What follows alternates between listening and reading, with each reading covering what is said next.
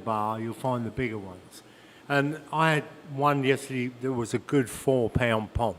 Oh, nice. And that's a 2-meal pomp. Yeah, yeah. Yeah. Are you still smoking them, or are you doing them other ways as well? We cook them whole, actually, bake them in the oven, and the wife puts some, it's not flat, oatmeal on the skin, Yeah. and puts lemon in, leaving the head on. Okay. Bake them in the oven at 350 for about, I think it's about half an hour, 20 minutes, whatever she does. Then she takes them, puts them on the grill, and just sears it. Yeah. And then the skin falls off. Oh, nice. Yeah, so Sounds delicious. it's a really good way to eat them. That was my Egyptian friend, Sammy, taught me that trick. Yeah. Yeah, and well, they're and you really good. You preserve a lot more of the meat that way too. That's one Oh of the yeah, things. yeah, it's really good eating. You get all the nooks and crannies. Yeah, it's very nice. Here's the thing: have you tried it sashimi yet? Yes. Yeah, yeah. I've tried pompano sashimi. It's like eating an apple. It's not my favorite. Yeah. It's crunchy, isn't it? Yeah, it's got a weird texture. Yeah. When you cook it, it turns buttery. But that as a normal state, it's a different kind of meat. That 4-pounder was just like, it tasted very much like butter. Yeah. I swear. Yeah. It's like, a really nice, oily fish. Well, and that's the thing is so many people will be like, oh, yeah, I got to try frying this. And it's like, don't. No. I think it's better to just let it be, Yeah. Like, there's no need to destroy perfectly good Smoked pompano. is my favorite. Yeah. And I do that with the smaller ones, like the 2-pounders. Yeah.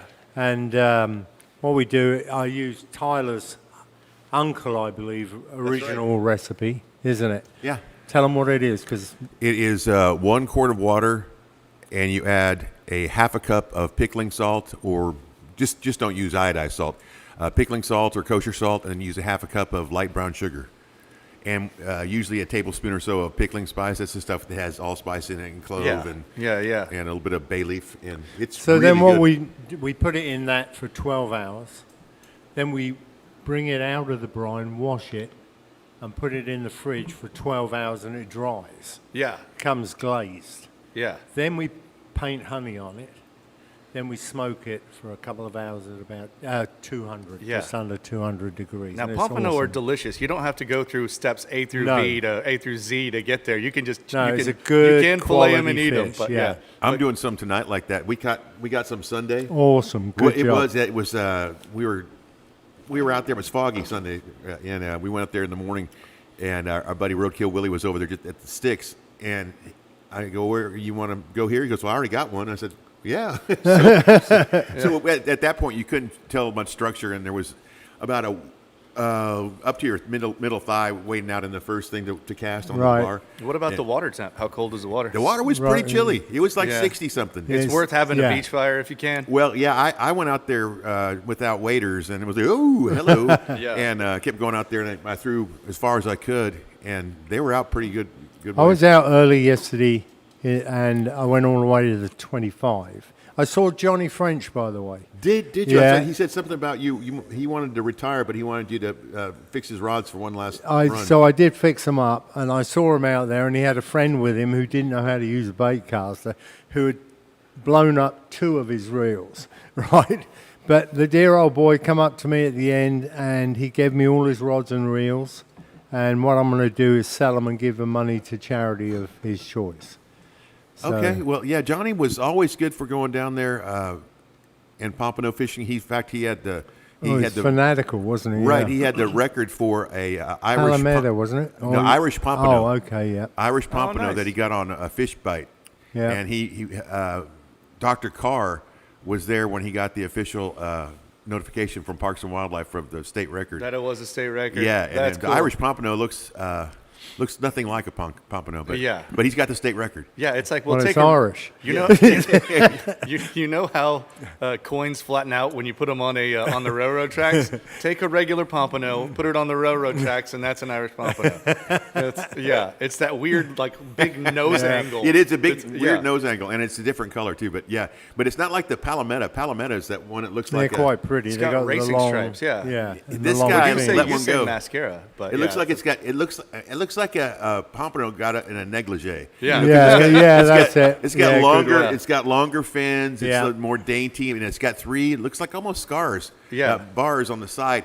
We were out there one day with our late friend Eric and Jay and Yeah. Roadkill and I think, and, Yeah. and even Keith Baxter Flory was out too. yeah. We were out there, and he catches one. I don't know, pound and a half, 2 pounds. Yeah. It was like if it was a pompano, it would be like, hey, that's a nice pomp. Right. Yeah. And he let it go, and I said, man, we know the gal. Remember Karen Krause had the Yes. She had the state had the record, state record. Palometa That's it. at 1.2 pounds Yeah. for years. Yeah. And yours would have beat, but you're a good Well, egg. I and got let it go. I got some photos of it, and it was a great time with the guys, and yeah, it's enough for me to know. I was You know. fishing with Scott, and I caught a 6-pounder.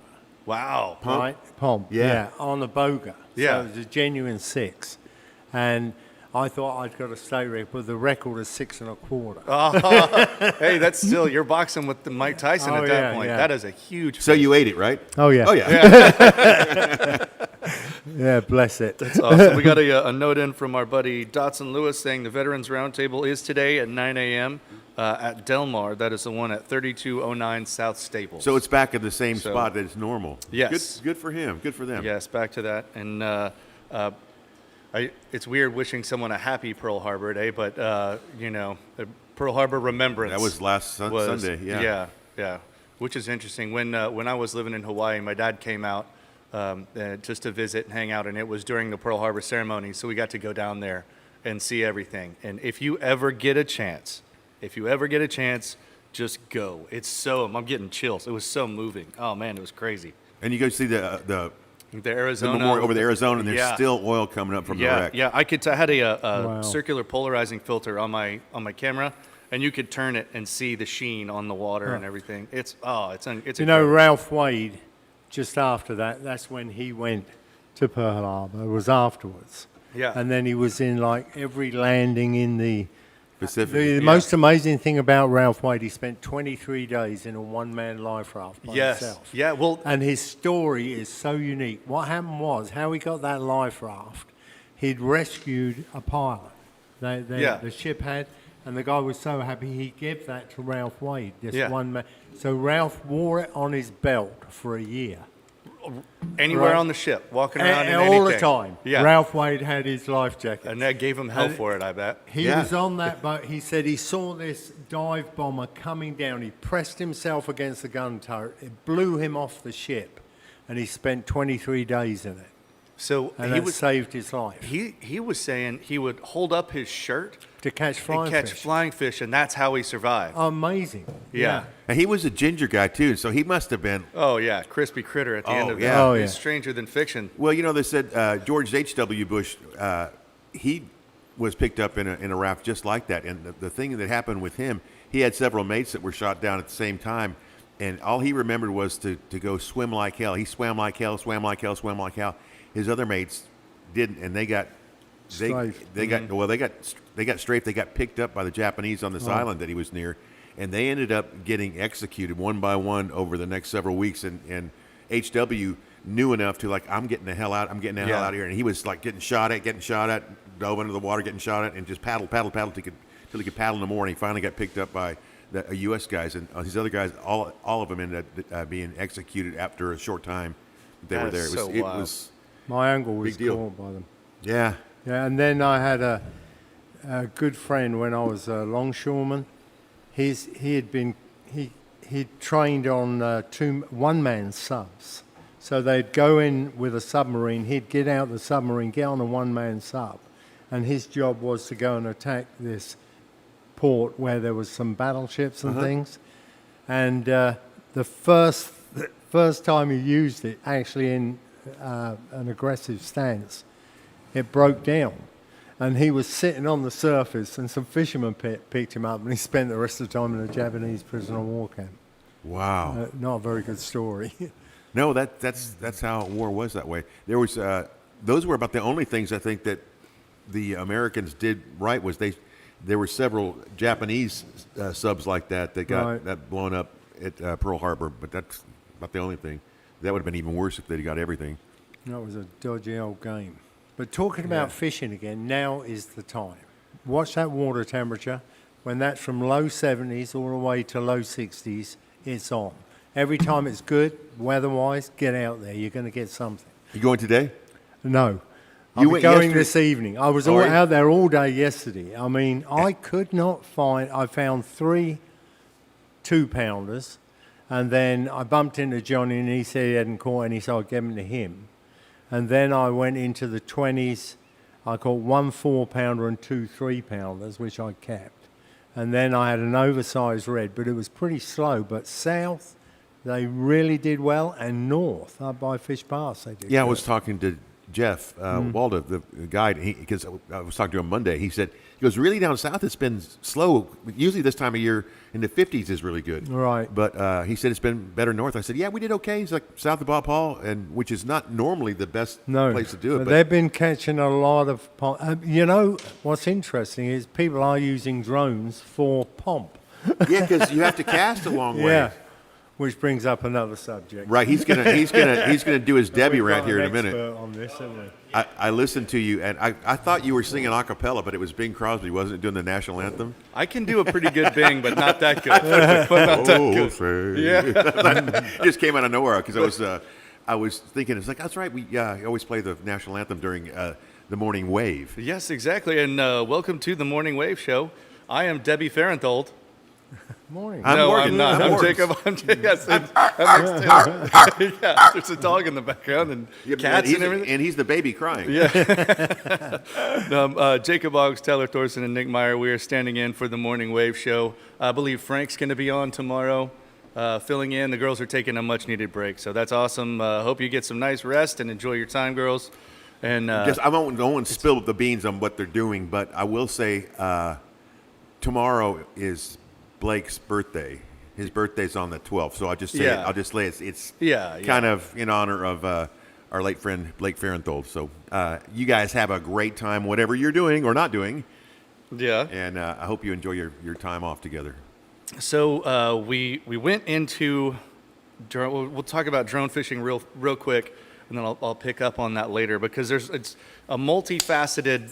Yeah, exactly. There's so much out there, confusion. Yes, well, Classic. and this is a perfect case of don't poke the bear because there you go. you're probably not going to like what happens when you do. And so many people just can't stop. They are picking the scab, and they're like, well, we have to know. I have to know. Right. And it's like, man, no citations have been issued, right? Must be very no one's, and it's kind of been just an unspoken thing, but enough people are making enough noise about this to where they now have to get the lawyers involved, and they figured out that drone fishing, right, even using them to cast baits, and this is their statement, and you can go to islandmoon.com right there on the front page. You can see drone fishing clarity provided. They sorted, or quoted the. What is it? The aerial hunting. Yes. This is the federal. rate. Yes. So Yeah. this is they're quoting federal laws on this. The Airborne Hunting Act, which was first enacted in 1956. Now this was 1 year after Eisenhower took office. I was there. For reference. Yeah. Drones making the stage right now. Yeah, 1956. exactly. Yeah. So it's obviously What was outdated. a drone like in 1956? Yeah, I mean, exactly. I just want to It was. imagine. It was we a had guy- Sputnik. It was a Oh, guy that's right. asleep in an airplane. That was That about was it. it was a dirigible. Yeah, so they quoted this Airborne Hunting Act, which if you look at the use of drones, now I will say that in previous outdoor annuals, they did have a little caveat there that basically said drones, you can use them for fishing. Because in the previous week's issue of the Island Moon, I quoted Parks and Wildlife on what they said you can and can't do with drones, right? Which makes perfect sense. Okay, I have no problem with the way that the regulations were, but because people kept coming back, there were interviews with game wardens, and the game wardens aren't lawyers, but they get basically told what to say. And there was a couple times the game wardens would pull something up on their phone and read it on camera and say, hey, well, here's what we're supposed to tell you. And that got people worried, and they said, well, if they're going to make all this illegal, then all of a sudden, why spend $2,000 or $3,000 on a Right. drone? My You know? God. But here's the other thing. drones and remote control boats are not the same thing. No, they're not. So Well, flying or- yeah. still legal, technically. It's still legal to use a remote control boat. They haven't said anything about that. Which I sell. Yes, exactly. Oddly enough. Yeah. Now they'll probably end up squashing that, Uh-huh. but I think they're going to come out with some actual clarity to this and say, okay, this was a law from way before when drones were there. We Right. can't, all of a sudden with this new technology, now you're breaking the law when you're just, it's accessibility. Veterans and wounded people and handicapped people get access to pompano fishing now. That's the one thing. If they do come down heavy, Yeah. I think there should be a dispensation for people who Because you physically Unable. can't. Yeah, you can't. to cast. Yeah. And, some people just don't have the skill to long cast. No, but you some- could learn from right. Nick. Yeah. We do lessons for every Saturday, but Yeah. the real kicker is like there's some veterans and some organisations in Florida and I believe this is banned in New Jersey, Yeah. and there's several states where it is banned using Okay. drones. Well, they are banned from use on pins. Yeah. Yes, in Yeah, every any- national And that's park. now Apparently, it was someone crashed one into. bald eagle or Yeah, something. yeah. So, well, at the beginning of the cowboy days of drones, I was doing my research and everything because camera systems on drones were what I was interested in for my photography and video for my job, right? Right. And I could see the writing on the wall, and people were paying $25,000 for these primitive camera drones. And then once the consumer market started opening up, they were catering to photography and video professionals, right? So this guy goes to get this beautiful shot of Old Faithful, and up comes Old Faithful, and down goes the drone. And they realized that a lithium-ion Yes, battery it in went there straight down, wasn't good. yeah. Also, over at Yosemite, they were filming people mountain climbing and all that up on the big face right there, Right. you know? El Capitan. Well, and yeah, that's right. And they would get them stuck in those huge trees. The drones would malfunction or they'd lose GPS. And then now all of a sudden you've got a drone, lithium-ion battery up in a 250-foot tree. You can't get that out. Right. And so they just said, nope, no wildlife, no national parks at all, because they were trying to get ahead of the curve and stopping it. And it's so, but what they did say, and we know this firsthand, what they did say was you could use a drone under a special use permit, right? So with Friends of Padre, back in the day, we went through all the legal political channels, and for 2 consecutive years, I could film the Friends of Padre beach cleanup, which is going to be February 28th this year, in this coming year. And you could see the amount of cars, the vehicles, where they were going into the parking lot. We could stack vehicles up and say for next year we need to change this, or look at all these people. And we had decent weather for both years. It was great. And then they came in and said no drones, not even with a special use permit, emergency use only. And I've seen them down there being used for police work. Yep. Now, Yeah. there was a practice maybe a month ago. Yeah. There must have been 100 law enforcement down there, or every division you can imagine. Yeah. Flying drones along the dune line. And we had Chief Markle on a couple months ago, and he was talking about during spring break with what they call the den of sin over there south of Port A, where everybody just spools up and all the kids are there. They had a drone in the air all day. Right. You can do what's called hot swapping batteries, where you bring the drone down and you don't turn it off. It's a dual battery system where you can just pull one battery out and put a fresh one in. Then you pull the other out and you put a fresh one in, and you're right back in the Have air. you seen the what they're doing with the police drones, where it's got its own station and Yep. it flies to it? Yeah. Arm comes up, grabs the drone, recharges it. I've even seen the fold-out boxes. I went to I guess it was just like a kind of showcase for DJI industrial drones in Houston last year, and they have a system that can be stationed on a vehicle or like in the back of a truck or on the top of a building, and they're fully automated. You can run it through waypoints and have whatever sensors you want, and you just hit a button and the doors open, and it's like shaped like a V in there, and the drone takes off by itself, flies around, does its route, and you can sit there and watch on tablets from a bank and have multiple cameras or tools on the drone and have a pilot on it, or it flies a route. Like say you're doing monitoring for oil leaks or whatever it may be. You could or heat mapping for refineries or different whatever industry it is, and it'll just sit there and run that route and then come back and it charges as soon as it lands back on the station. Amazing. That would be great for sniffing for H2S. Yeah, exactly. Yeah, that's what they do. And out at Gulf Coast Growth Ventures, they've got an amazing drone program and some really great high tech. That's high-tech where our equipment. friend Boudin works. Yeah, and they've been setting the standard. And Jace Tunnel, we'll tell them that's the one place that manufactures nurdles where there hasn't been one nurdle collected from outside the gate since the finishing of the plant. And So, that's good for them. saying something. Yeah. Yeah. Well, they're setting the standard to show people that yes, industry and community can work side by side. And Well, they also said that the police are using them to go inside, go into a window and check out a situation where it's a hostage situation. yeah, It'd be they can go in and immediately get all the information they need out of that room. Everything from the infrared, see if there's a kid hiding in a closet or someone hiding behind a door before they send personnel in, and say, okay, this guy's a threat. He's holding a gun. There's a kid in this closet. Right. And immediately have access to all that information.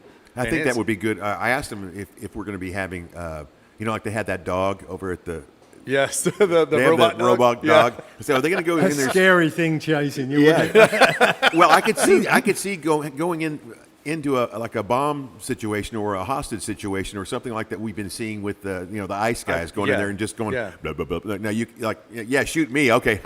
Yeah, I've got some friends on Bomb Squad and on SWAT, and I'm hesitant to get them on the radio because I don't know what they can and can't really officially say. That's why we usually just go with Chief Markle, because he's the one that's already Right. He knows what not to say and Yeah, what to say. yeah, exactly. We can't. Now they're going to disclose that. ban. What's the ban on the DJIs? Has that So gone that's through? going to be my rant here. I'll probably get into it about. That's yeah, gonna give me ruin my about 10 beach minutes. Let me reports. warm up. Yeah, I'll get my Debbie voice going, and yeah, Give it to him. it's that's an attack on capitalism. It's the And, strangest thing. It is. It really is. It really. I'll get to that just here in a sec. But while we're talking about industry, I did want to say I don't know if you guys saw in the news, Ingleside was basically where'd I have it? It's in my show notes. They closed down a second reading for the Yaoren ammonia plant. So what they're looking at doing is there's two things that are happening. One is going to be an ammonia storage facility that's going in over by Ingleside High School, and there are people with kind of mixed emotions about all this. Of course, extremes on both sides, but one of the things, the more I started looking into this, as far as it's been the cleanup on this property that's going in. Ken Berry was talking about it.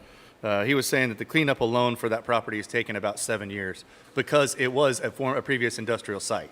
Right. So it's not like you're taking green land or something. It was a brown site already, right? So it's the same thing as Harbor Island, right? You can't build residences out there because it used to be an oil storage facility. And So there's they dug down 50 feet and removed tons and tons and tons of oil-soaked dioxin, whatever. yeah. It's That's what nobody's going to be living there. That's exactly. So that's what the property is for. If the town wants to make any money off of what that property can be used for, that's it. You're pretty much, I hate to say it, but you're cornered at that point.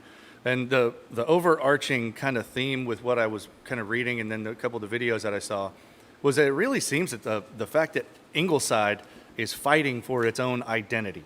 You got some people that want a sleepy little fishing village, which it is not. I was surprised at the developments over there. Yeah. Well, and look at Port Aransas. Port Aransas wants to be a sleepy little fishing village. The Port Aransas of now is not the Port Aransas from when No. we were going there with your grandparents back in the day. And people just have to kind of see the change and accept it for what it It's is. all different. The Yeah. beach is different. Yeah. I mean, Yeah, Pins yeah. is different. There's Yeah, people so- all over it. And it's kind of interesting and sad all at the same time, like watching this town of Ingleside, these people trying to kind of, now I can't say preserve a way of life because it's not the same town that it was back in the 50s. No, it was And- all the Navy stuff going on there. Yeah, yeah, and exactly. So it's not Yeah. the same town. It was a Navy town. Then it wasn't a Navy town when they BRAC closed Yeah. down that stuff over there. And then it's now what's it? Is it a big resort town? Yeah. Is it the next Seattle? No. It's got to find its own. It's got to find its own identity over Like there. a Rockport And yeah, well, sort of thing, isn't it? It's not quite Rockport. It's like Flower Bluff. It's not quite the island. Yeah, It's- It's a different thing, but every time I'm driving through, I go down Main Street and you just kind of see everything, and it's like, golly, it's just you know, Or you go to Sinton. yeah, You go to Sinton and you see all these mom and pop stores, and like, back in the 50s, like, oh yeah, let's go over there to Western Auto and buy a lawnmower or a football, that Right. in the town square. yeah. And they don't have that kind of stuff anymore.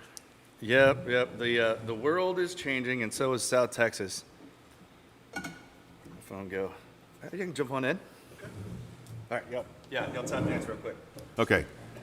I was looking at that, talking about the world changing, is how AI, like people are worried about immigrants taking jobs. You wait till AI kicks in, baby. I They're showed saying him something. 2007. It looks so real. It's It's not only that, scary. it's replacing jobs completely. Yeah, I talked about this last week that Matthew McConaughey he's in on some AI thing to where it will preserve his voice. They can use his voice for doing stuff years and years from now, like they do with Right. John Wayne. Will show up in a commercial and it'll be like, oh, there's Humphrey Bogart, and they'll AI their voices and they make them. So I thought about whole movie. I thought about recording my rant and then submitting. If I had recordings of the morning wave, I could submit excerpts of Debbie's voice, and Oh, up there to you a go. certain degree, it will capture the Well, you do inflection and sound like audio it. on that. And then I know. And I have her tried, do your yeah. rant. Yeah, exactly. And have her do the rant. Yeah. But that. I didn't have enough time to get through. I thought about doing that like 2 days ago, and I was like, "Yeah, it's just too much." She going got on one the other day. She got on one when somebody was talking about Blake having to pay back the money for the Oh, the yeah. suit. And boy, she She lit him every up. oh Yeah, lit him both up. guns. Yeah, Oh, boom. Yeah, I Yeah, know. good for her. Anytime she goes on a rant about anything, I always have this picture of just Ted sitting there with his thumb up, like, Yeah. "Yeah, you get him, Debbie." That's funny. Good old Ted Mendel. Well, I will jump into this real quick. It is 6:40, and on the Morning Wave program, the girls are taking a break, so you're stuck with Nick Meyer, Tyler Thorson. My name is Jacob Boggs, and we've got Ellis Chapman going to be joining us here in a little bit. I wanted to talk to you about what you mentioned earlier about DJI, Nick. Yeah. So I mentioned it briefly at the end of the article, and this is plainly, this is an attack on capitalism. Right. All right. So what happened is Skydio is a U.S. drone manufacturer. Right now, they're expensive drones, and in my opinion, they're not very great. I've never owned one, but every other drone guy that I have that has owned one and tried to go to American-made drones say they're just horrible. Right. The interfaces aren't great. Reliability isn't great. The signal doesn't operate off the same technology as the DJI drones that have been on the cutting edge of drone production since the beginning of prosumer and commercial recreational drones. Right? They make the industrial, the recreational, and the prosumer drones. Everything. Now the DJI ones that are made in etched in China. Yeah, so what they're saying is it's not just DJI, right? They're doing DJI and Autel are included in this. Well, a lot of people don't realize DJI that. supply, I think it was 70% of fields sprayed last year were using DJI drones. DJI drones. The majority of or parts of DJI drones yeah, inside. yeah. Now what they've done is the U.S. company has lobbied to get DJI put on a kind of like a call list, right? So they were supposed to be audited by any faction of U.S. government to see if they had like Uyghur labor or little 13-year-old kids making stuff in there. Right. Right? So the audit never happened. So as of the 23rd, they're going to go onto the list of banned equipment, right? So they can't import DJI drones. So if there's one in the country right now, when you buy it, okay, that's it. They make other, gimbals and other, audio equipment Cameras, and stuff. all my mics and cameras. Yeah, are DJI. yeah, and so you Mine too. Now. Yeah. you may still be able to get those, but that'll be probably getting put on the list as well and cutting short. Also, I don't remember the exact name of the maneuver that the CDC did, but they came in and basically at this point, as of the beginning of the new year, I think they could retroactively go in and ban all DJI drones, which means that every industry, fire, no, police, no, industrial, no, rescue, no, search and rescue teams, all that, boom, your drones now, you can't Right. get new helicopter blades in, you can't get new batteries in, you can't download new firmware. You would have to either send it to, or go to a third party and buy it and have it sent in from Korea or something like that. That's already happened on drones. Go on Amazon. Oh, yeah. And try it. They're off. Yeah, you can't. Go you to can't. Best Buy. Try and buy a DJI. I was You talking can't. with a friend of mine, a real awesome guy named Mike, does a lot of industrial stuff, industrial drone work, and I ended up getting my my recent, big Rockstar Pro drone because I knew that they would either become unavailable Right. or triple the price Right. if they're in the States. And these people, what the lobbyists from this company, now I get it, they want to sell more U.S. made drones, right? I'm not mad at them selling U.S. made drones. The problem is there's no competition. Right. You're taking the most reliable, best drones off the market because you just want people to buy your crappy high dollar American drones. And what people don't realize about Chinese products, and I import stuff from China Yeah. because you can't get it made here. Yeah. What I particularly want. And everything I sell has got 23% tax on it. Yeah. Now, if I could make a profit of 23% for doing nothing, I'd be quite happy. Yeah. So, well, here's another thing. The guy I was arguing with the other day about this said, no, I mean, of course they didn't want the U.S. made drones. Like, we don't want all that Chinese technology. And I was like, oh my gosh, give me your phone. Yeah. You know? There it is. Is that- Give me your phone. Look at that. Where's that iPad? Yeah. What Bluetooth speaker do you have? Right. What earbuds are in your truck right now? It's like everything is made in China. What? It's like, Yeah. what is it? You think by taking 0.005% of Chinese, quote unquote, just the drones off the market, you're fixing anything? Right. Now, their concept is that they're spying on us. Is that Yes. correct? So Like satellites are. yes, and your phone with the your phone has GPS. Yeah. When you go on, and this is something Blake, bless his heart, used to talk about all the time. Being a lawyer, he would go through and read the terms and conditions before just clicking run at the bottom and clicking accept, right? That's like having an argument with your wife and you actually sit there and listen to her Right. instead of waiting till she's about done and then just say, yes, Yes. dear. Right? Have Yes. you ever read one of them before hitting agree? Yeah, I've 'Cause I listened to my just wife, I'll bop- say that. Yeah, I I'll just listen hit to my wife agree. before- Yeah, I hit agree too, because if you don't, you can't use anything. So it's Yeah. like, so if you go to another website, like, we agree to use cookies, or we want to follow you. It's like, yeah, then they want to, follow you wherever you've been and go shopping. Then you'll get ads. Same thing when you said like if you're in Snapchat or in anything with Facebook or Instagram. If you just, I have access to your camera and your microphone. It will listen to you. Yeah. It will listen to you. The Oh, yeah. classic joke is I always say, like, you want a 3-handled moss-covered family credenza. It turns up. And it yeah. turns up it's like, it's in my feed. What the hell? What's going on? I'm convinced it reads your mind because sometimes I've thought of something and then the next thing there it is on the phone. There was the story. There was the story about this girl was buying things. I want to say it was Amazon. Just it may not have been just because it was the biggest market at the time. But the family started getting ads for baby stuff, Right. and the algorithm via what she was shopping for and what she was watching had changed because her hormones were changing. She didn't even know she was pregnant. The family's like, hey, what is going on with this? Turns out, yeah, Amazon knew she was pregnant and was like, Mazel Tov. And the family's like, what is going on? That's amazing. Yeah, it Yeah. actually picks it up that fast. And a lot of this, back in the article about drones, talking about the law of unintended consequences, there are so many other things that are done because of this. Amazon, the email ads, everything you're getting is so targeted and directed at you via marketing now that they have set up these systems that will isolate what you're doing. If you ever have time, I recommend watching, it's kind of I think it's on Netflix, The Social Dilemma is what it's called. And it's a kind of movie mockumentary kind of docu film thing, whatever it is exactly, because they're telling the truth and they're interviewing people that have worked with these big systems, Amazon, Google, the whole 9 yards.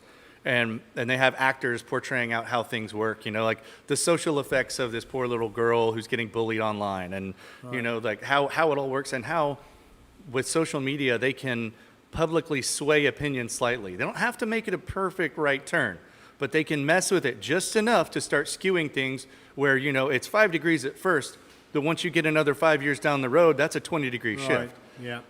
And the thing that they're doing is using these apps that judge how long and how fast you're scrolling. They see what pictures you stop on. They see who you might know or might not know. and they suggest all that for you. And you think, oh, wow, this is kind of nice. Like, I don't have to thumb through all these people I don't know. It's like, hey, you were in the same room with this guy at a networking party. Do you know Michael Phelps? And it's like, wow, look at this. This is awesome. Yeah. Do you know what amazes me is how YouTube analyzes your usage with this. I mean, it goes into everything. Yeah. You can just literally, my guy who edits for me and does all my stuff is always telling me, don't do this, don't say that, Yeah, and it's become, I don't want to know about it. I want to go fishing. I'm not really interested in having to create a video Yeah. every time I go to the beach. Well- I do beach reports every day. That's it. Yeah. Do you know but what I mean? that's different because people they want to know how long, where the people are coming from that you're. Oh, you sending put the a stuff, short up, you How get- how yeah. long they clicked on it, and what were the keywords that got them there. That's why he's saying that. Yeah, but if you put it up as a short, the same video, right? You'll Yeah. get like 800 as a full-length video. It will go into thousands on a short because they just click it.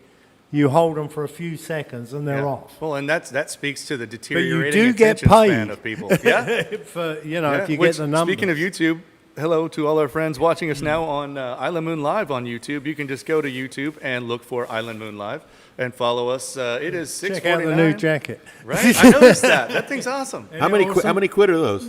They're I 10 think bob? about 40. 40? Okay. That's actually not bad. Are they unisex or they Oh, are? both. You wear it just backwards. It is 6:50 now. It's the Morning Wave Show with Tyler and Nick in Augs. The girls are out taking a break, so we jumped in a little early to get on their show. And we already have people watching on YouTube. We're going to have the rest of the Island crew in shortly. Ellis is already here. We're going to talk oysters and get that going. Yeah. Rehabbing them? Well, yes. So, it's the Oyster Research and Oyster Resource and Recovery Center. Oh, okay. Yes, because sometimes, as we say, oysters fall on hard times. They Is do. Jason today? No, Jace. You found lugworm. I'm so proud. He of did, him. yeah. Well, and the picture of the on the beachcombing report on Island Moon on islandmoon.com of the lugworm sack. Do you know That what's is- amazing? That is the biggest bait in Europe. Really? And no one's doing it here. But breakaway tackle actually started by a man digging worms and selling worms. I mean, it's a big industry. 100 worms in Oh, yeah. England is going to cost you £20, like $30, $40. Wow. And they're a really very effective bait. Didn't we talk about that last week? Remember when they were talking about there's certain things that come up there that that redfish are attracted to that they won't hit anything else. Yeah. And we said, they said if something was red, I was going, it's Nicky's worms. Yeah. Yeah. And because there's a lot of times that They come with say those- when they're tailing, when you see redfish tailing, they're digging for Yeah. lugworm. Yeah. Well, and that's that's like a tasty treat to them. They're used to eating I'm crabs, gonna go out with and their get crushers some. and stuff on it. I was hoping Jace would tell me where he found them, but I think a sucky pump would pull them out of Yeah. the ground nice. Yeah. When did you say ghost shrimp pump? Yes. But you can find it. Roy's Bait and Tackle. Yes, you can. Yeah, or you can make your own online. We had, Kimmy C was using one on the seashore. Not allowed. But because we were in the sticks, but that's still the seashore. And we had Oh, there yeah. was a park ranger came by and they didn't, but she wouldn't really. Yeah. We may have gotten two ghost I shrimp out often of the deal. see that, Yeah. there'd be a family out there and the kids have got the sucky pumps Yeah. going along. Yeah. They just don't realise. It's so much fun though for kids because they're like they. Do you know, I often wonder why the park, when you go through the gate, doesn't give a piece of paper to say these are the, just a few of the basics. Yeah. Like traffic coming from the south. Yeah, Well, that's go right away. with the You know? beach cleanup. One of the options of what we did in the past was put an informative piece of paper in the Right. in the Packet, swag yeah. bag. So when people get their swag bag and start Yeah. heading down the beach, there's this thing that says, "Hey, don't pick up broken glass. Don't pick up the syringes. Let your section leader know, and they'll remove it because they have buckets and a sharps I've container." got a and the whole meeting nine with yards. the park next week, I think, or the week after. And then they I'll came bring back that and up. said, I "Well, think you it's- have to have that in Spanish also." It's like, wait, we're a nonprofit group, and like, Yeah. Now that, but to do this, you need to have these rules in there too. It's like, Okay, well, we're doing this for free. Yeah, exactly. Just talk No, but there's rules Just with that, talk too. our pay. You know, you were talking about how unintended consequences of things and the whole society being tweaked by things. One of the earliest examples of that is when the Kellogg's folks, people didn't used to eat breakfast. They used to not eat cereal and stuff until the early 1900s when they're trying to get rid of all this corn products and things. Folks just ate. You break your fast. You'd eat leftovers from the night before. Yeah. You wouldn't necessarily have pancakes and syrup and all that kind of stuff. It was to get people to eat cereal and oats and corn. Oh yeah. And then now people start getting fat. They got You diabetes. You can directly. Apparently, the Egyptians were the first ones to start eating corns. Yeah. And that's exactly when That's- diabetes started. That's what. Interesting. They can Yeah, find it in yeah. the Pandora's seed. My guy Spencer Wells. and rotten teeth as well. Yeah. They look at Spencer the Wells, mummies. yeah. And once the agriculture came along, it was called Pandora's seed because man used to be a hunter-gatherer, and he'd go like the Karankawa. They'd come in there and eat the tunas off the cactus. Yeah, They'd go yeah. over there and harvest. You whatever. lived off of what food you had. Yeah, they'd harvest oysters in whatever time of year it was, and they'd go and they'd move along. But once you had civilization, people could hey, if we get these guys to grow some oats, we can make beer too. Let's grow some more wheat.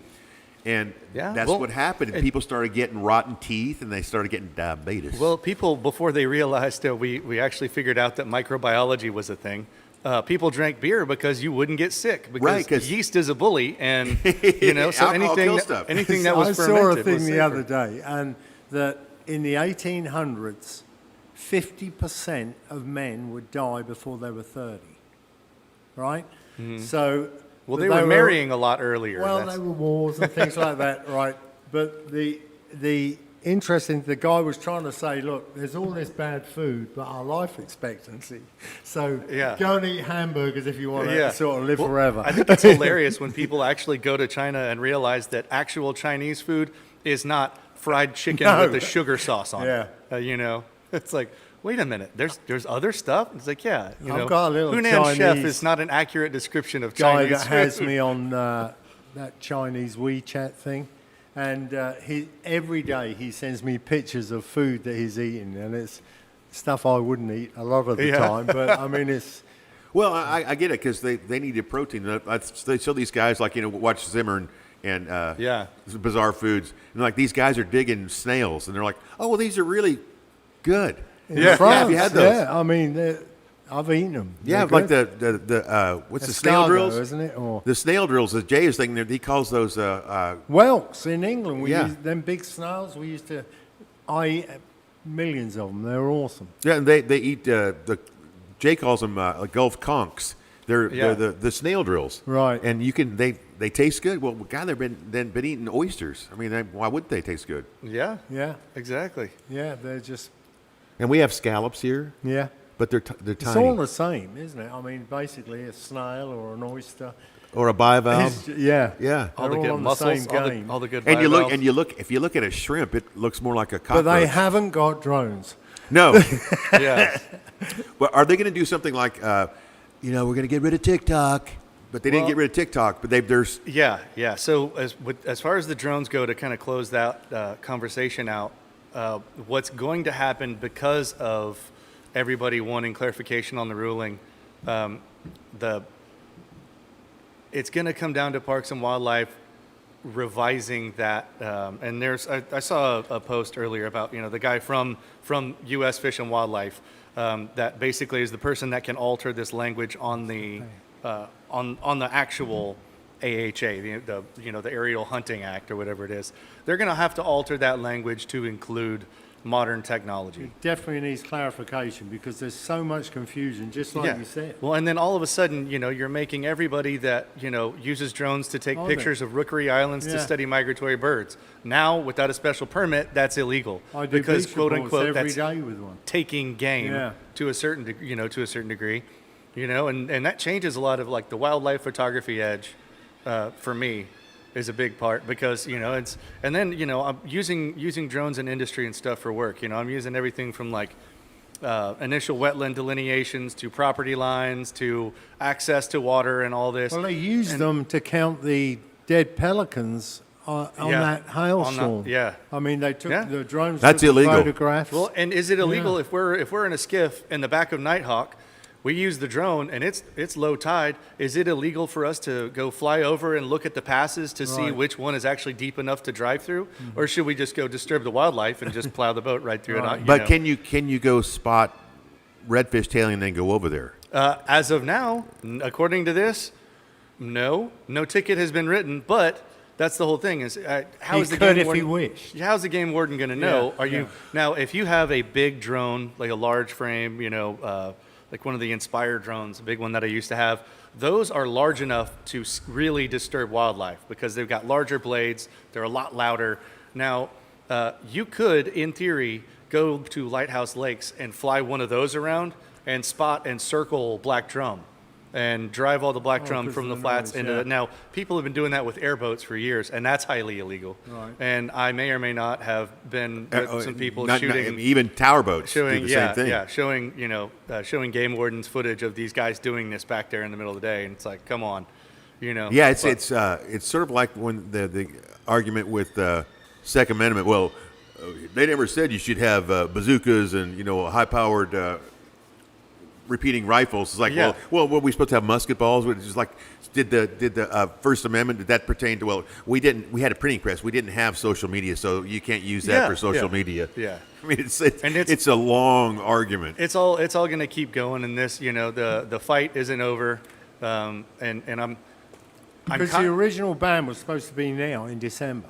Yeah. That's what I heard. Yeah. Maybe I've been like about a year ago. They were saying it's going to be December. The decision would be made, but it hasn't been. Yeah, well, and then all of a sudden, they've got to roll out. That's the thing, is that people had a lot of questions because they just came out and said, you can't do this, it's illegal.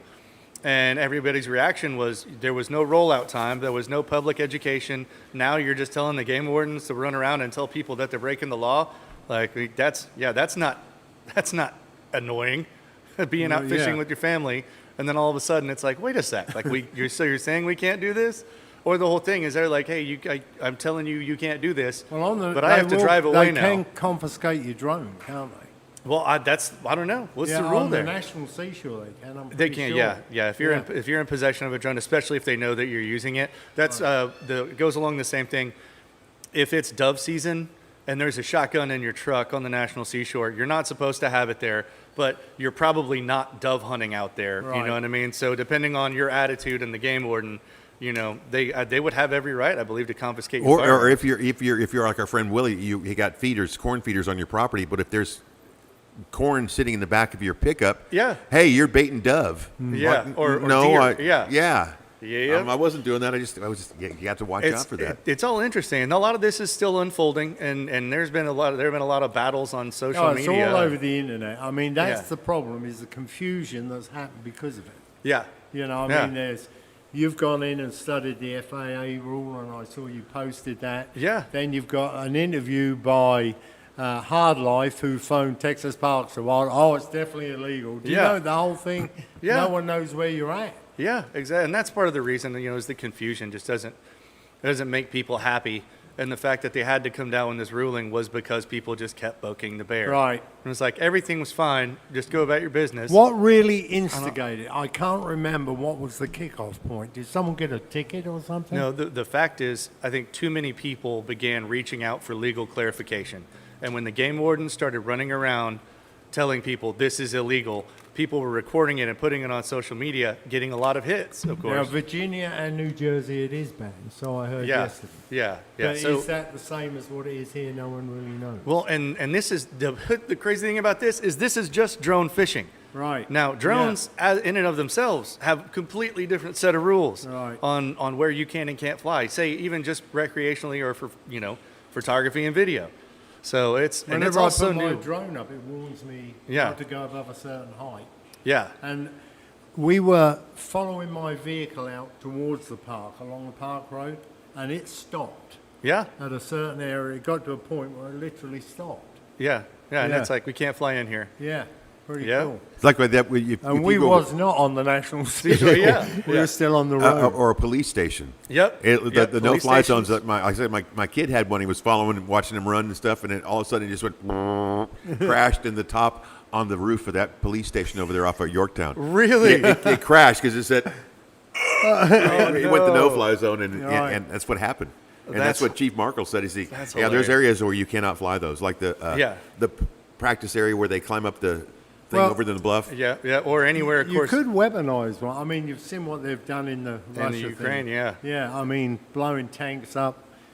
I mean, Oh, yeah, they're great. Well, They're- before we blow this up, Right. I will say this real quick. It is 0703 on KUKA Driscoll, Texas, 105.9 and 103.3, and we are live on Retro Tejano 104.1. So buenos dias, amigos. To everybody listening to us over there, my name is Jacob Oggs, Tyler Thorson, Nick Meyer. There's a Dave Carr sighting. Ellis Chapman's running around here somewhere. We've got a great Island Moon show. You have been listening to the Morning Wave. We jumped in and filled in for their program.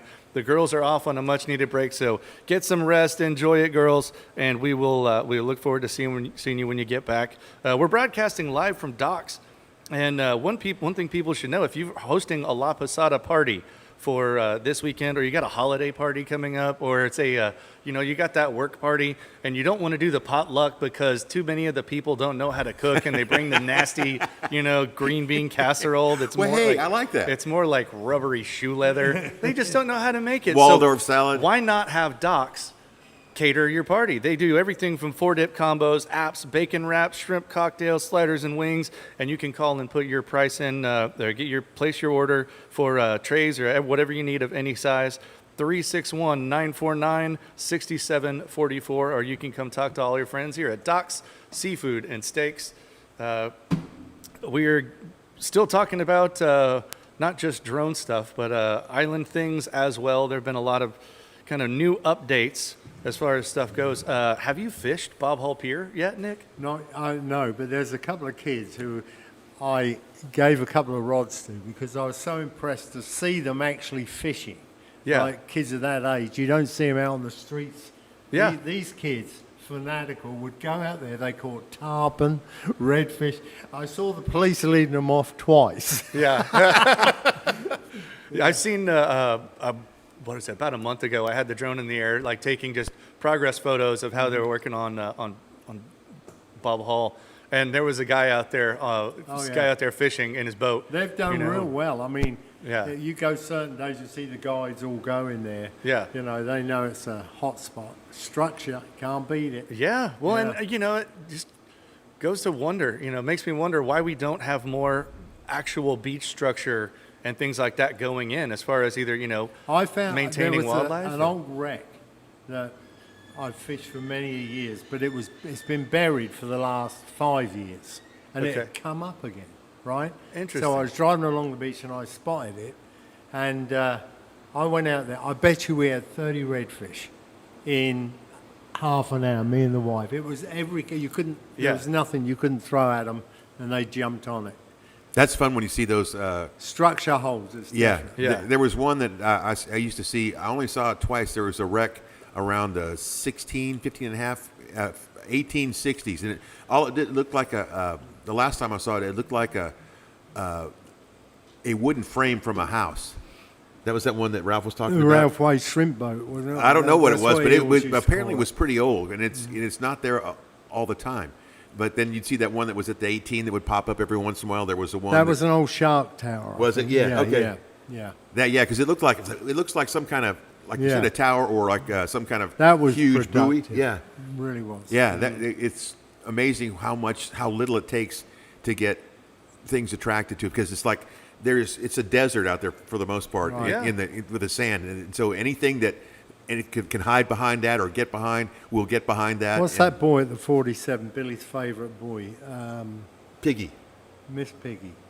And remember that boy? I mean, that was was literally just half a buoy sticking. that was a different one. That was the That one that would Hardhead. hold trout. No, not that one. This, Oh, this there was yeah, another one around the Hardhead's is at 48 Hardhead's. 42. Yeah, this Yeah. thing was just a buoy or something like that. It was a little bit bigger than this Trout table, floated. but there would be like an 8-foot hole right next to it, Interesting. from the wave action. It was the coolest thing. Well, and the sandbars started speedy. forming up as soon as they started construction on the trestles for Bob Hall Pier. Well, which what Jay was talking about in his articles. That's what accretion or something like that. He said, Yep. if once they go like, oh, we can't build Michael Mays because they can't get insurance for it because it's offshore now. Well, when you have the structure back, the beach will return. It will start gathering sand like it did before, and the beach will build up. That's what happens. And it actually, I was watching Now, the it sandbars. can build up, but it can wash out. I saw that back in my hometown. Yeah. They put like cedar fencing, and then like to the left of it was empty, and to the right, you All had full of sand. Yeah. Now you need to get Gully over there. Dr. Gully, I think the Dutch with the Zyda Z, they build these big structures and actually will emulate the land and run the currents through, and and then we'll have tulips. yeah, you've got tulips everywhere. Yeah, it'll be interesting to see kind of. That's well awaited. The fishing In the yeah. populace, the pier fishermen, just can't wait till that damn thing opens. Oh yeah. Are we back with the electricity? Because it was going like, we will have no lights on the pier until the restaurant's built at the end of the 2026. Dale's got more updates on that. Because that And doesn't fly. That doesn't wash in my sense. Michael Mays was a busy little restaurant. It was. I mean, it was very good. The So- music was great. Always crowded. I had the drone up yesterday looking at it, and they've been doing. It seems like they've been doing work on the older building, that old building that's there, Okay. and it seems a lot more cleaned up from the condition that it was in before.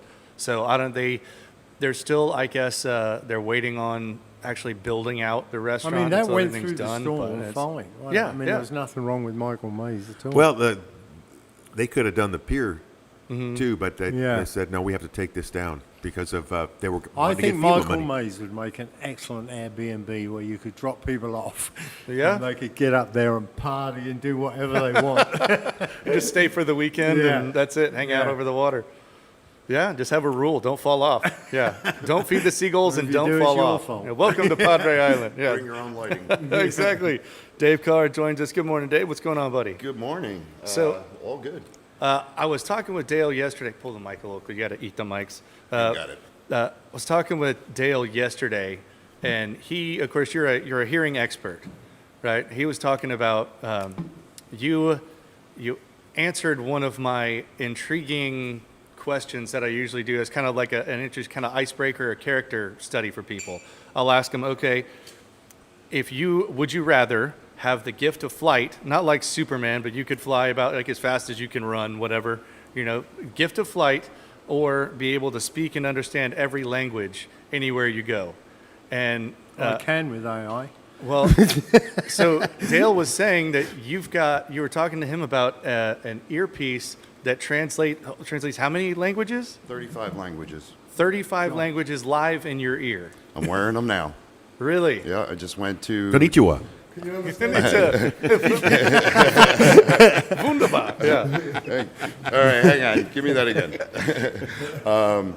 Yeah, they're absolutely amazing. I just went to my corporate office in New York the last couple of days, and we fit 75 people out on Long Island on test studies and had them go out with the new devices. And not only is it superhuman hearing, I've been doing this 30 years, and like I said, I'm wearing them now since Tuesday of last week and haven't taken them off.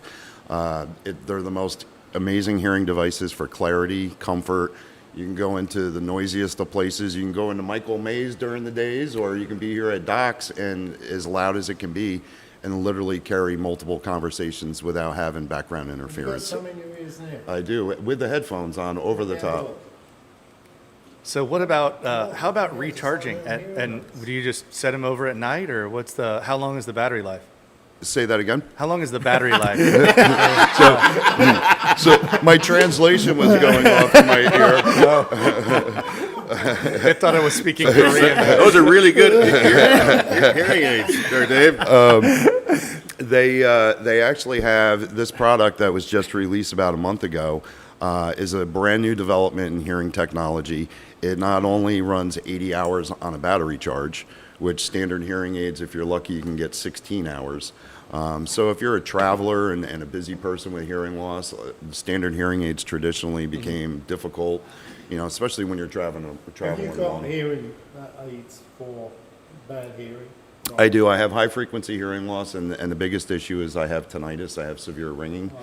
So they help that immensely by bringing in the sounds that I'm not naturally hearing with my hearing deficit. That ringing you hear, Yes, sir.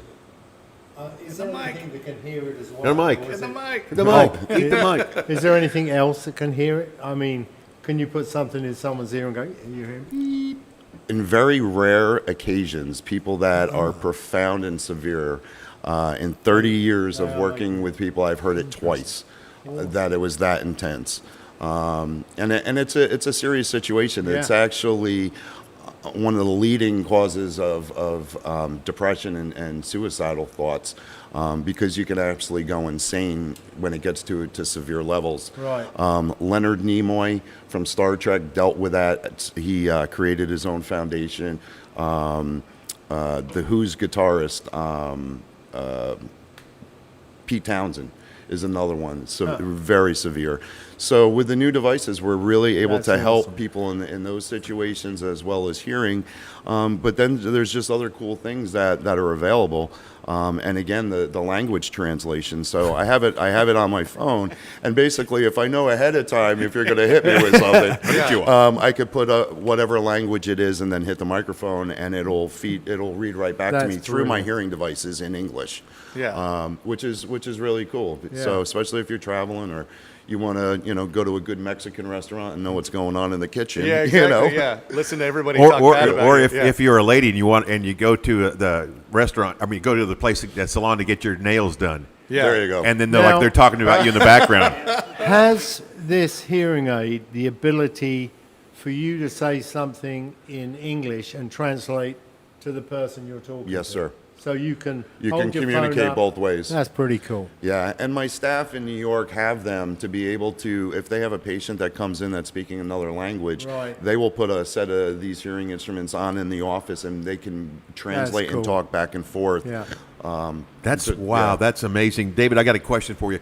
Lago, our friend that passed away, Lago had an issue with the tinnitus, and that actually it drove him nuts. It was so painful, and then he got the vertigo on top of that, and it was like it drove him nuts. He hated it, his whole life.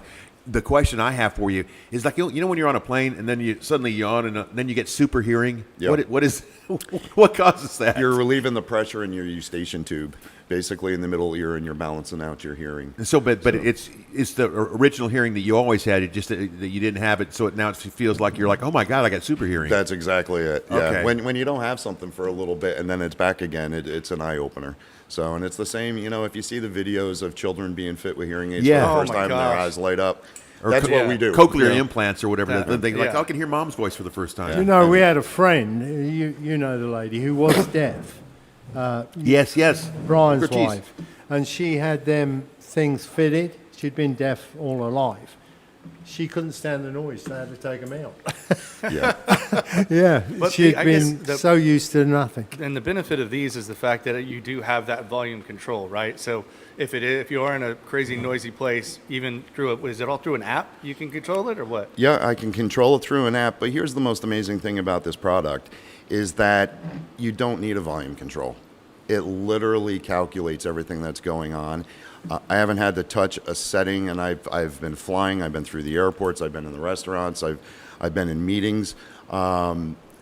It literally is superhuman hearing. That's It amazing. is the closest thing to Yeah. natural.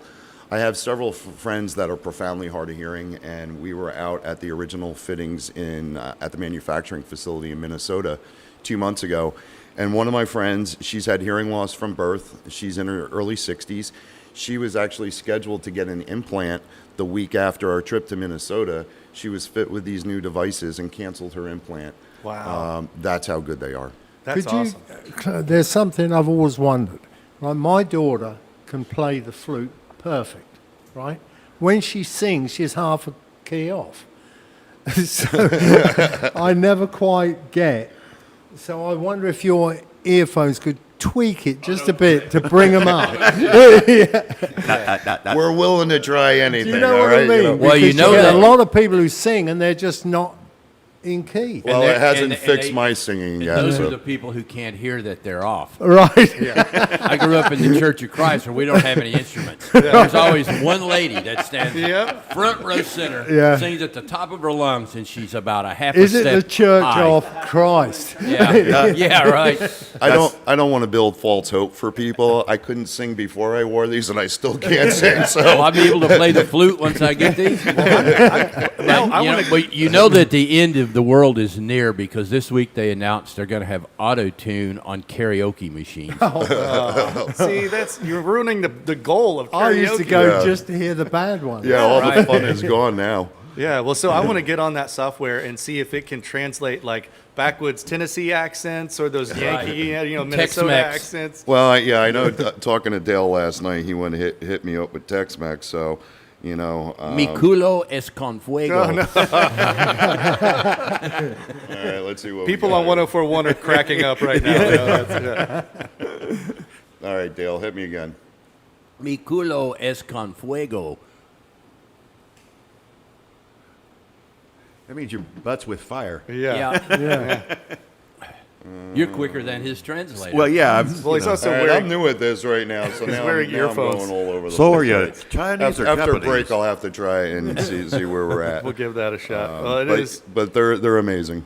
It is 7:19. Dave Carr, Nick Meyer, we've got you just for a little bit, or you need to get bouncing. I'm or going to what? go and do my beach reports. Okay, well, we'll replace you you got with a you nice see another. the crowd here. video of the octopus that's all over Wasn't the that internet? awesome? I know. But the octopus is always down. There's I just know, somebody but got you video. know, that was a really good. That was Padre Marjorie put it up, didn't she? Yeah, I used to go down there and hang out with the beach bums. And Hippie Mark would go down there. Right. And he made friends with that. Probably not the same octopus, but an octopus living in the jetties. There's a great YouTube video, The Teacher, where this guy gets a relationship with an octopus. Yeah. It's really They interesting. live to be like really old, Yeah. don't they?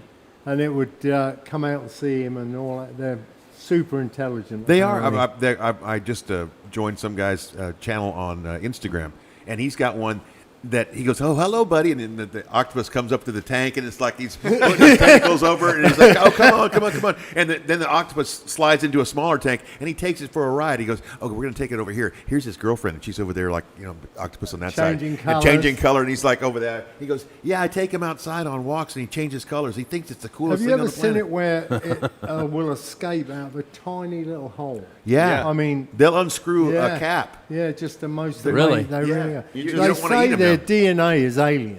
There's nothing on Earth that's got the same DNA as an octopus. You just Really? ruined my grilled octopus. Yeah. Yeah. Like now I don't Calamari, want to eat please. them. Was this someone's friend? Okay, guys, I'm out of here. Love to see you. Hey, thanks, Nick. Nick. Take it easy. Tyler Thorson is here. Del Rankin, editor, publisher of Island Moon. Thanks for being My here, name Nick. is Jacob Boggs, and we've got Ellis with us from the Oyster Resource and Recovery Center. Recovery Center. That's right. All right. Well, glad you made it, man. Thanks, guys. We were talking a little bit about what you do. Explain to people your job. Well, quick show of hands. Do y'all like oysters? Oh yeah. Everybody likes Absolutely. oysters here. Well, a lot of the oysters in Texas have been, the native reefs have been degraded from storms or overharvest or disease, and oyster farming is the newest industry in Texas, and we're trying to grow oysters more sustainably. We're the last state in the country with a coastline to start oyster farming. I come from Virginia by way of Louisiana, and I finished grad school, and this whole industry started up in 2019. And they asked me to come down and help train people how to become oyster farmers. So we had our friend Ernie Butler on the radio last week talking about kind of the overall sustainability and profitability of oyster farming. And I think it's getting to a point as far as the degradation of the actual reefs there that this is really our only shot, whether it's more or less expensive. This is our way to do it. Is there any truth to that? I mean, I think so. I think Yeah.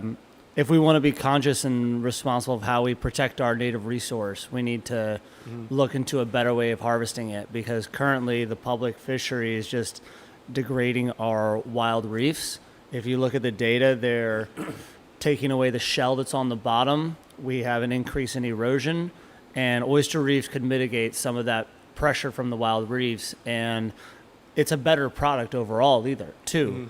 There's an old wives' tale of you can't eat oysters in a month with R in them. That's not true.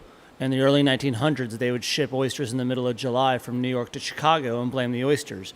They wouldn't blame the 120-degree boxcar that the oysters were going on Yeah. for 3 days. Yeah. Now, oysters are the most regulated food in the U.S. The FDA and USDA regulate raw shellfish because it's a live animal. It has a time temperature matrix, so when a farmed oyster comes out of the water, especially in July and August, it has to be in refrigeration within 1 hour. There's a lot of requirements to get it down to the oyster temperature to X temperature within Y hours for public safety. And if you look at the other benefits of nutrient filtering, filtering the water, erosion defense, fishing, every fisherman knows the best places to go redfish or trout fishing is on the reefs or on the seagrass. Without our reefs, we have less fish. If with more oyster farms, we can save our reefs a little bit better and have more fishing opportunities. So if you look at those ecosystem benefits, the data speaks for itself. What's the long-term goal? What are you trying to establish oyster reefs all up and down the coast? Well, I think that should be part of everybody's goal, especially as a public resource, because if we care about our bays and estuaries, using these oysters for filtering capacity or just for ecosystem services, the amount of benefits they provide for everybody, aside from the actual bays itself, speak volumes. So for me, I'd like to make I think a lot of people don't know about this industry yet, and I think it can be the way of the future. It's an uphill battle right now for a few reasons, but if people saw what oyster farming is, saw the people working the water, people within 5 minutes would say, "Oh my gosh, that is the truth. This is what we need to be doing going forward." So how, given the price of oysters, and this is kind of, I don't know, more of a marketing question, how large an area do people, are the farms usually, and how, is there like a terminal velocity as far as the size versus when you're profitable? Because I mean, I get it, maybe if people live on the canals, would it be possible for them to have their own little farm, oyster farm down at the edge of the dock? Simple answer is yes. There is absolutely a scale of economy. There are small farmers. A typical farm is between 2 and 10 acres. Let's start that. Okay. And you lease the bottom from the general GLO. land office, but you're not using the bottom. All you're using the bottom for is attaching an anchor so you can have these cages with pontoons on them that have oysters inside the cages growing on the top of the water. In terms of someone in the canals trying to get their own waterfront, there's a lot of regulation in terms of where you can put a farm. You can't have it on native reef. It's got to be 300 feet off the shore with landowners' permission. Okay, interesting. Okay. Rookery Islands, seagrass, Yeah. 1,000 feet from oil and gas Well, platforms. and that's why Copano Bay is such a great spot for that, right? Exactly, because it's kind of rural. There's not much development. You can get a lot of natural inflow from the bays there. You have good freshwater inflow from the Mission River and such. It's kind of a Goldilocks zone in terms of where you Yeah. can grow. Well, I was working with flats where when they first started trying to put on the regulations for kind of coming down from San Antonio and Espiritu Santo through to Aransas Bay, and the oyster reefs that are there, Third Chain Islands, Ayers Reef, Carlos, and going back, you can even look through Google Maps on, through the years and see what the dredging has done to those kind of baffle reefs. And now that a lot of that has been stopped, via litigation, we're kind of like, it seems like we're playing whack-a-mole with oyster dredging, right? Okay, well, here's a little bit of the history of oyster farming in Texas. I mean, it really ramped up. There's been a phenomenon around the U.S. called fishing down the coast, where in the 1800s they were in New York and Boston. They overexploited that reef, disease hit in. They went to Chesapeake. Chesapeake was overexploited, disease hit in. They went to the Carolinas, to Georgia, to Florida, And in the 80s, Texas and Louisiana were the last wild fisheries still around. Louisiana. Any of those commercial guys can tell you that. Yeah, right. That I was mean, that was the Wild West. well, and for a few years ago, all oysters were coming from Louisiana. You had like Fulton Oyster Fest. Not a single oyster was Yes. Texas grown. That's interesting. I know when we buy boat sacks of oysters for like Christmas parties and whatnot, we'll always have the tag on it to try and test the terroir of Yeah. water flow or the quality of the brine to the sweetness. But a lot of that also, and of course restaurants have to have that, because if you do have people getting sick, they need to be able to track back where it was. Right. You need Well, that. is the lack of fresh water in our river systems a problem for growing oysters? I would say there are two distinct subspecies of oyster in Texas. It's very, very niche. You have the northern variety, which is basically the same oyster from basically Corpus Christi all the way to Tampa Bay, Florida. And then you have the southern variety for the Laguna Madre, where they're made for high salt, high temperature. And they take less Environment. fresh water? They're adapted to much more salty environments. But the ones in like here to Galveston all the way to Florida, that's the same oyster. They're made for those river inflows. Well, we Kinda have like, hypersaline where we're sitting here, right? right, exactly. And Corpus Christi is actually like a mixing zone of where that northern and southern variety are. So there's some policy and regulations to preserve the genetics of that native stock here in the South as well. So Copano is the best spot. What about like Baffin or where we are here? You're going to need a different strain of oyster. So there's a hatchery in Flower Bluff with Texas A&M AgriLife. They're working on making a southern strain. When you get south, you're also going to have to worry about seagrass beds and where you can put your oyster. I don't want to say Copano is the best, but Rockport has become a big hub for a lot of oyster farming. Well, they used to they ran trains down to there for years. Well, and it's cultural. It's a very economic in our Weekly lives. train from Chicago. Does an Aggie oyster taste different than another kind of oyster? The best oyster is the freshest oyster. Can you, if I wanted to put an oyster bed on my canal, is that realistic? Need 300 feet. Well, I guess to farm. Now, if you can Not you just, like- exactly. No. And you wouldn't have a scale of economy. You want at least, I'd say, 2 to 4 acres to make even a small profit. I've seen them offshore in Japan, and yeah. they're making pearls and oysters at the same time. But what about like a small cage that you would like a small flat crab trap looking thing that you could hang down off the side into the water? So I mean, Have an oyster First party. things first, call Texas Parks and Wildlife. I'm not going to get in trouble. I'm not suggesting you do this, For but our own appetizers Yeah. at home. That's- Right, Yeah. that's what I'm thinking. But That would be- technically, yes, you could. It would be probably against the law and somehow. But if you, yeah, well, so is drone fishing apparently. Yeah. well, you got people that put out crab traps and catch crab right. in our canal. And they use carcasses from trout and redfish, which is against the law. because they're game fish. Right. But we can also collect native oysters right over here on Mustang. Right. Exactly. So that's- And you can, as a citizen or resident of Texas, you can go pick oysters off scrapes as long as it's the same rules as like wild dredging. Make sure it's 3 inches. Make sure you're in season, but you can get a private, take a bucket out there. People used to go picking them off the sand all the time. That's part of our culture. That's what the Karankawa Indians did a couple hundred years ago, Yeah. whatever. So it's the idea that you can't eat oysters in a month with R is not true. It is not true. I've heard that my whole life.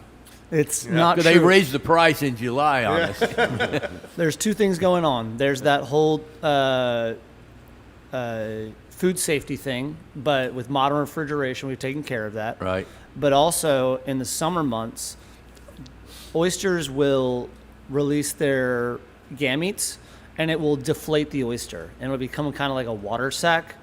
With okay. oyster farming, we have triploid oysters now that they don't invest energy into gametes, and they stay plump year-round. So you can get a quality top shelf market oyster, kind of that white tablecloth experience in the dead of August. that's the main thing I always found out with oysters, both on the Pacific coast and around here, is in the summertime, spawn out. they're spawning. Yeah. And so they're milky and they're gross and they're not the plump oysters you want. They're kind of like, yeah, you can eat them, but it's not what you want. Because right now is the time to eat them. Right. Because they're in like hibernation mode, so they're full of fat. But the water's still 65 degrees out there. Yeah. So now's the time to eat oysters, people would say. And we have been. I went to Water Street. They had Yes. a happy hour. The other thing we Half had price. was yeah. You can't get away from there. No, this was pretty good because I mean it was $17 for a dozen, but they're 34 for the cultured ones.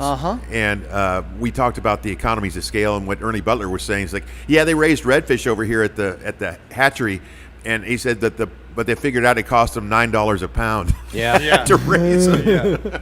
So it's not profitable. The scale of economy was just. And not that's there. what I think Dale was talking about. If there's not enough fresh water going through there, you invest in all this spat and you have all these, Right. your 10 acres worth of oysters and they all die.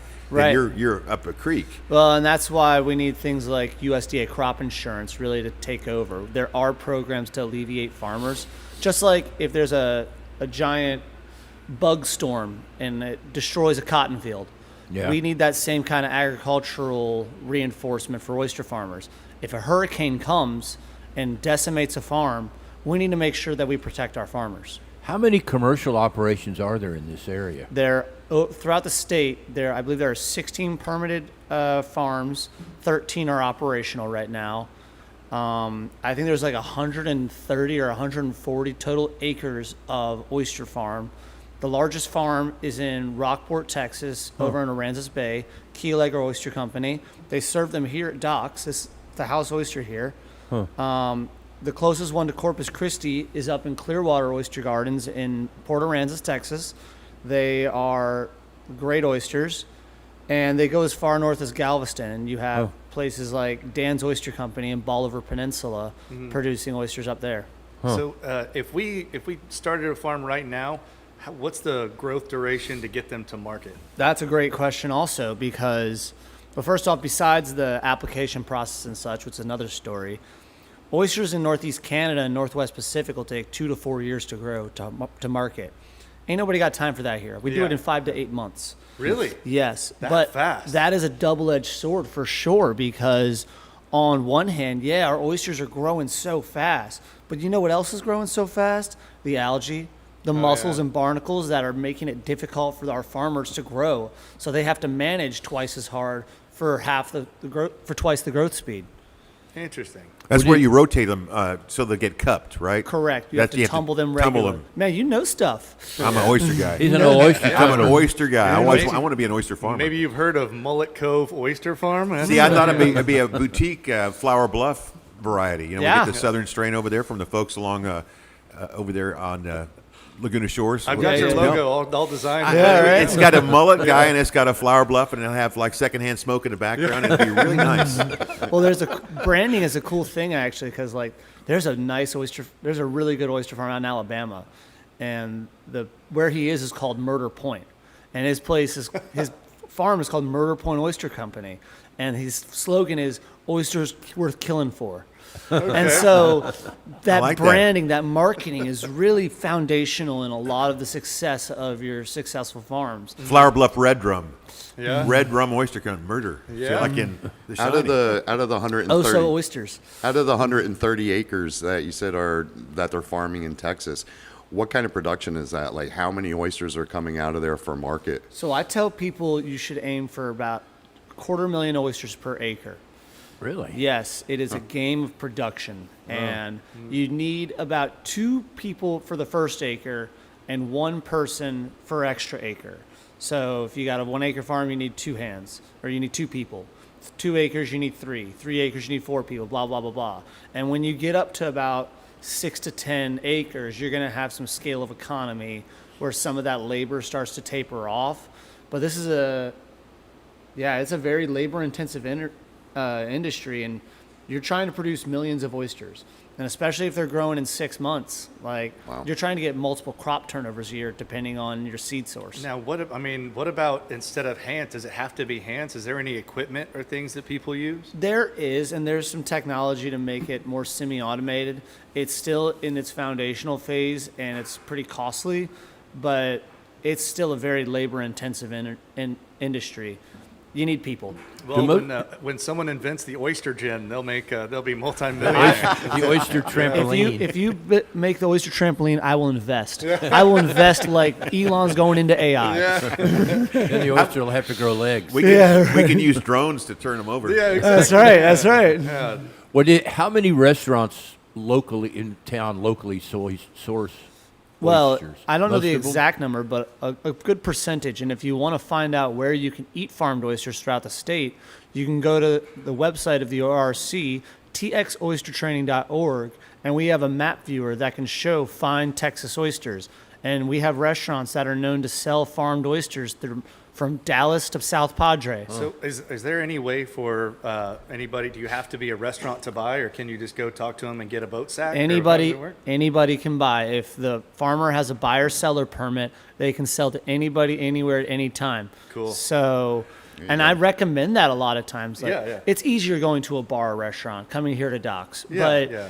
if you can go straight to Clearwater Oyster Gardens, say, hey, I need a 100-count sack, they say, no problem. Come back this afternoon. That sounds like a field trip for us. I know. Island Moon field trip. Let's go. For 'cause that's science. fun. For science, right? You know, it's always in. fun. I actually have to work in Rockport later, so I may be on the phone with Son of a somebody. gun. So it's all about who's producing the spat. It's not kind of. We start in a hatchery where the mommy oyster and the daddy oyster meet, make baby oysters. Oyster bar.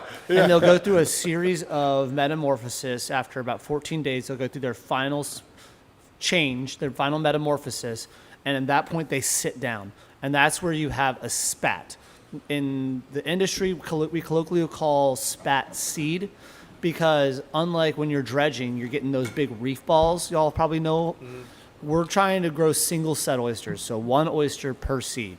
So that's why when you buy 500,000 seed, you're buying basically 500,000 grains of sand that are all baby oysters. And then you put them in your bags and cages. And then how do you the other question I had was, I had this happen because that one guy, I was on vacation in Seattle, and I went to this one guy, and he goes, yeah, we got diploids or whatever it was. And I went over there, and they were creamy. I was like, man, you lied. Yeah, right. You got to have the triploids. Yeah, there is a demand for triploids. I grew up with triploids as the gold standard. There are some people that say they can increase mortality, or everybody's going to have their own opinion. I like triploids personally. We don't have that in the state yet, so most of our triploids have to come from Alabama or Louisiana. But They spend all their time growing. They don't do the gamete stuff, They so don't waste their they grow time. faster and they don't get the creamy taste, right, if I've you know what I seen mean. triploids grow in 5 months here, like just growing like weeds. But I was asking Anna that works Yeah. over there. I said, so how do you get these? It's essentially sterile oysters. It's like how do you grow seedless watermelon? Yeah. She said, oh well, you do this, and you got to get a. You get a two, like, let's go back to our high school biology. Everybody has an X and a Y chromosome. That's a diploid.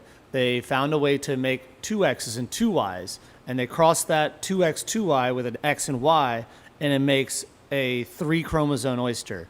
They're sterile by default, and they only invest energy in growth rather than in reproduction.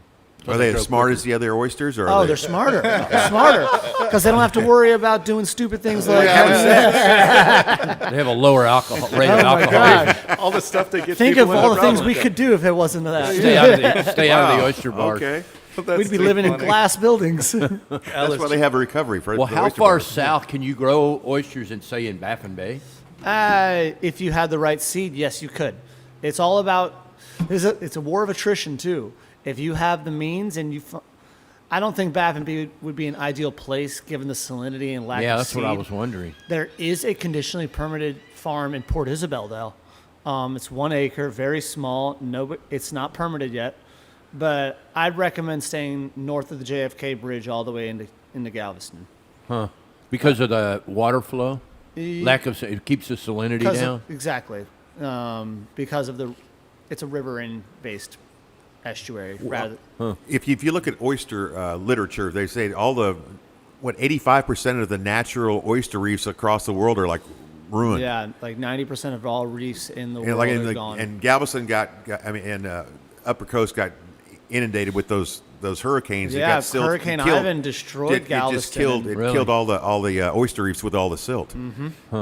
and the fresh water afterwards too. Yeah. Because like we talk about how you want fresh water, but if Not you got, all at once. If you got fresh water for 3 weeks at a time, They're dead. that happened in 2021. You saw a big depletion. That's what caused the Carlos Ayers mesquite issue. In 2021, we had a lot of fresh water, a lot of rain, if you might remember.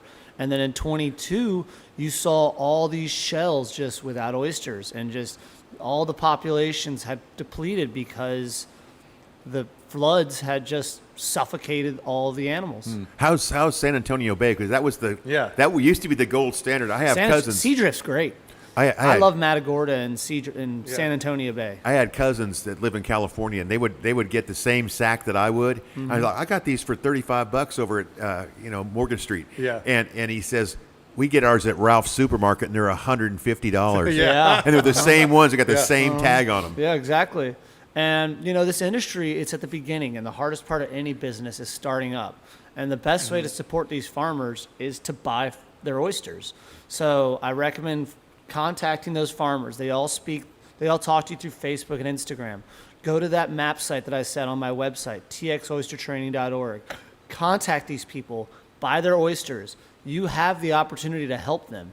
And also, if you don't want to help them, you go to a restaurant. Doc's is not a good example because they serve farmed oysters, but if you ask the bar, do you have Texas farmed oysters? Really give them a cup, challenge them. And consumer demands will drive manager preferences. So you can choose if those restaurants want to serve farmed oysters. All we have to do is just be nosy consumers. What do you need from, I guess it's state government that regulates it mostly. What do you need from them to move things forward? I just think I don't want to say we need to pay the farmers, but the amount of ecosystem services they're doing, we should definitely be marketing. We need a marketing program. We need a public education program, which is part of what I'm doing. But we need a big stand of you see on the Super Bowl commercial, Right. farmed oysters right here, wild caught like oysters. the avocados. Yeah, exactly. Pistachios. You We need need a a big pistachio public lobbyist. education and a big marketing push to get our name out there because I'm sure. I think some animated oysters like the California Yeah, raisins. there you go. Yeah, exactly. Or like the California cows, back then, Texas farmed oysters. The two-step oysters. Two-step oysters. No, that sounds like you might get Vibrio. Oh, yeah, fair enough. like- I take that back. Cowboys around here like to say they're ranching too because it's essentially what you are. Oh, there you go, Oyster Oyster Ranch. So you get like There you an go. oyster with a lasso. We got a big spread. It can be like the Gerbil Ranch, where my gerbil went years and years ago. My parents told me about. We're going to take a quick radio break. Ellis Chapman, Dave Carr, Nick Colosi, Tyler Thorson, Dale Rankin, and my name is Jacob Boggs. This is Island Moon Thursday on KUKA, Driscoll, Texas, 105.9 and 103.3, and on 104.1. We will be back shortly. At the Port of Corpus Christi, we maintain a clear shrimp are pathway for migrating. waterway commerce so that our customers can deliver goods and energy products to the community. White pelicans here. I haven't seen it. Oh, the white pelicans are here. And we are still rocking on YouTube. So All right. hello, thanks Hello, to YouTube. everybody who's, Hello, rocking. who's watching on YouTube Live. Let me actually let people know Here's that the we've got a commercial break in progress. There we go. Look at that. Hey, it works. How many viewers are there? I checked a while ago around, I don't know. See, what your, was on. there's Let's your see dad and Jay, what- Right. It's mostly our family. our family and friends. Hi, Hey, I Lauren. told my wife about this. If my wife found it this week, she's on there. At one point, I saw 15. Let's see. I can Killing reload. it. I need to go check out your floating house over there for all the urethane. Is it holding up still? 32. So Yeah, we'll have there, 100 there's still that some watch work this that by the needs end to of be the day. done. Nice. There's definitely Yeah. still some work. It's kind of held up, but there's still some sand coming down through. Okay. So yeah, I'm coffee? interested. I'm your guy. No, I'm good. selling Thank now, you. too. All right. Thanks for I having know me. you're my Yeah, guy. you're welcome to stick And I around actually if you gave want. your If you got card something to you gotta get running, you can take I can hang for a few more Blue's minutes. Deck and Docks. Keep talking. Yeah. Because Blue rents at my building, and I gave his Blue, office Blue's manager. he's quite Are they he's like near the university by the colorful golf guy, course? but he does great work. All right. Well, You? they've got a lot of work coming up, Here on the- and here on the I was canals. talking to Yeah, his but I used to office live over manager there. about Nice. you, and I screenshotted your card actually just yesterday. Hey, And good. I I'm like, appreciate that Yeah, because hey. we do. We're the only folks I know that do that job, and we do it well. We did at his house too. There you You're go. talking about complete foundation repair. Complete Foundation Repairs, 885-7901 for those of you online. Yeah.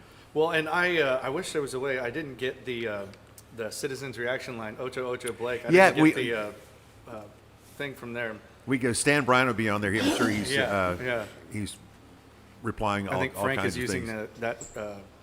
that laptop to broadcast tomorrow. I'm looking at the last week we were asking Ernie. I asked Ernie, "What do you think those are?" And he said that it's white shrimp that are migrating down the ICW right now. That's what the pelicans are all over in the Well, sea. we're cooking white shrimp at Hackery Bar. Hey, speaking of tomorrow. Stan Bryan, We're Is he there? See? commenting on YouTube. Is there a special on shrimp? Well, they're coming in on the shrimp boat. We got a shrimp boat over there, and he catches bait shrimp, so he culls the big ones, Of course. the table shrimp. So we got 10 pounds. We're gonna cook just kind of an impromptu. And just curious, Party what park. time? 4 o'clock, 4 to 5. 4 o'clock. Well, some folks don't like the. My wife and I love will the be big there. Ones. I love the big white ones. Well, You just don't overcook them. It's right before we're trying to get in before the parade kicks off. Hilda's coming in a little while. Oh, parade's tomorrow. Tomorrow night. He's and the Grand following Poobah. up. Are you the? Yeah, the Grandma's got his cape and his top hat. Using and words everything. I can't spell. Yeah. But yeah, we're gonna 7 o'clock here tomorrow night. Do you at need any Dock's. helpers Place or will be spotters? packed. Yeah. Well, I got a saxophone player, and I'm trying For to one night. Well, actually, I think I recruited a second one yesterday. I'm expecting a call today, and I may go. add a trumpet Rolling player on back. and a clarinet player. Jerry Elizondo, the Godfather, who makes street sense meet common sense. Now, live from Doc's Seafood and Steaks, it's Island Moon Thursdays. That's right. Thank you, Ed Acanias. We are back from the commercial break, and if you were on Island Moon Live, you got to see how the sausage is made from behind the scenes. And yes, it's all a lot of fun here. But talking about getting things going for La Posada, I know Dale is the Grand Marshal, and you'll be able to tell that he's coming by the dulcet and probably very loud tones of a saxophone. Is that- Yeah, I gotta get a PA system set up. They tell me you can run a sax through a guitar amp. I'm about to find out, I think. Yeah. And I mean, we may be adding we're not sure, a clarinet player and other horn. How many? They asked me how many horns did you want, and I said as many as I can get. Yeah. It's going to be New Orleans on the canal. Why not, man? You'll be able to hear us coming, right? Yeah. But it's All you need is oysters and shrimp. well, yeah. Hey, I know a guy. They're gonna form up right over here on the other side of the JFK from where we're sitting here at Doc's, and then they take off at 7 o'clock. It's televised. It's KRIS, but I think it's on KDF Channel 7 or something on cable. And we'll have Hilda in talking about the last of that too. But it wouldn't be Christmas time without invoking the spirit of giving. And if you're looking for an event to give to, I think of no better than Island Blast, right? Absolutely. It's La Posada and Santa, but we keep telling people that we have to have that 50% deposit by the middle of January. Right now, we're $4,200 short. We have a month to go. So if only half the people on the island would contribute $1, we'd Yes. make it. Yeah, if every house gave $5, that would be more than enough. Or if every person gave $2, that would be more than enough. Well, you know, I was writing a thing this week about kind of a retrospective. As you get toward the end of the year, you write those, you know. And when I first started doing the Island Moon in 2007, La Posada was the only event out here. Right. That was pretty much it. And over the years, then we had our Mardi Gras event went from a party at Briscoe King to what we see today, which now is a huge event on the island. And the third thing is the fireworks. the fireworks, So yes. basically, we have 3 big island events now. You know, the fireworks has been around for what, 12, 13 years or so. I think 2014 Something or like that. 13 was the first year that Jerry Watkins did it. Yeah. We missed 1 year because of COVID, because you couldn't have a permit for any crowds. Yeah. But the 5 years that I've been doing it, we've increased from something to now the police say it's close to 12,000 people show up for the show. Yeah. And it's all free. Yeah. But we have to have businesses and individuals help us with the money. Yeah. And this- you've got volunteers that help as far as like clearing stuff out. And some people last year we're even running golf carts because parking was so clogged up. Shuttles. Yes. Yeah, Yeah. Yeah, we got people to do that. Whitecap just to get fills in up. place. It really Yeah. fills up fast. It fills up early. You got to Yeah. get The people set seawall, up on that's the where it's at? median. What happens is if we don't Yeah. get the money by the middle of January, then we lose the top level companies that we've been using all the time.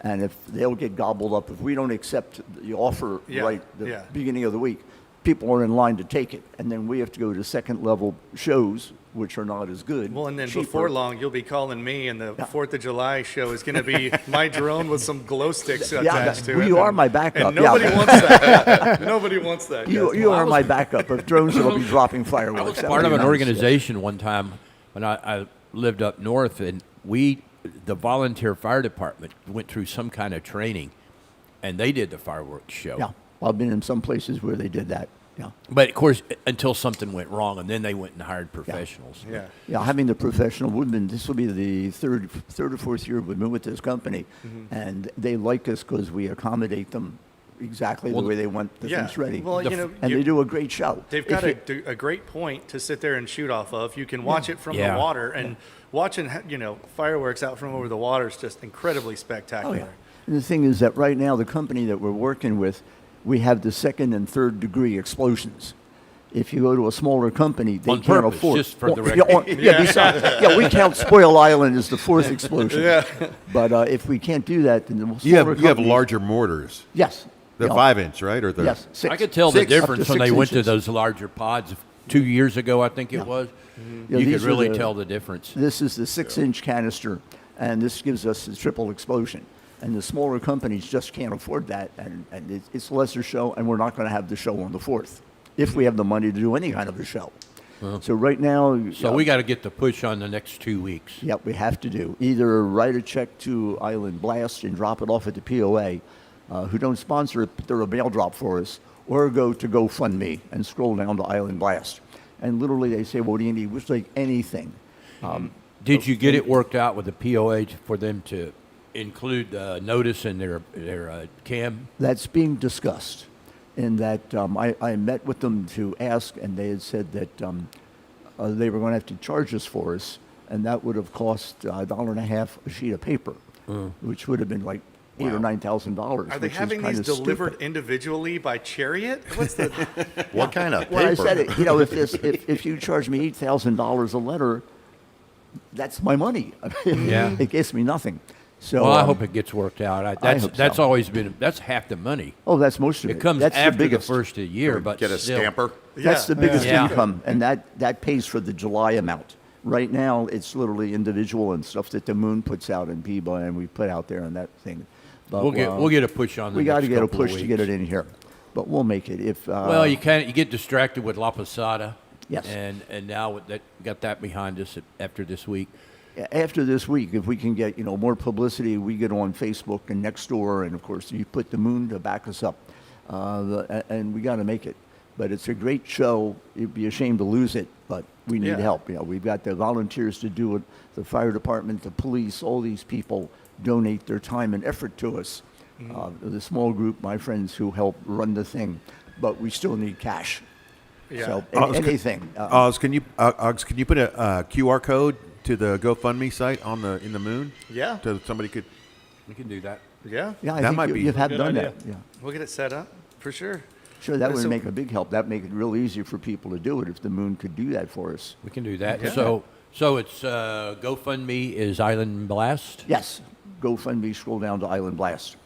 And that goes right into the Moon checking account, and we pay the bills. Awesome. Well, Nick, So that's I it. appreciate you jumping in and keeping everybody informed on that, the funding on that. Speaking of funding on the Island Blast, speaking of funding, interesting talk about funds repairing the Michael J. Ellis seawall. Yeah, this that we week. had a little.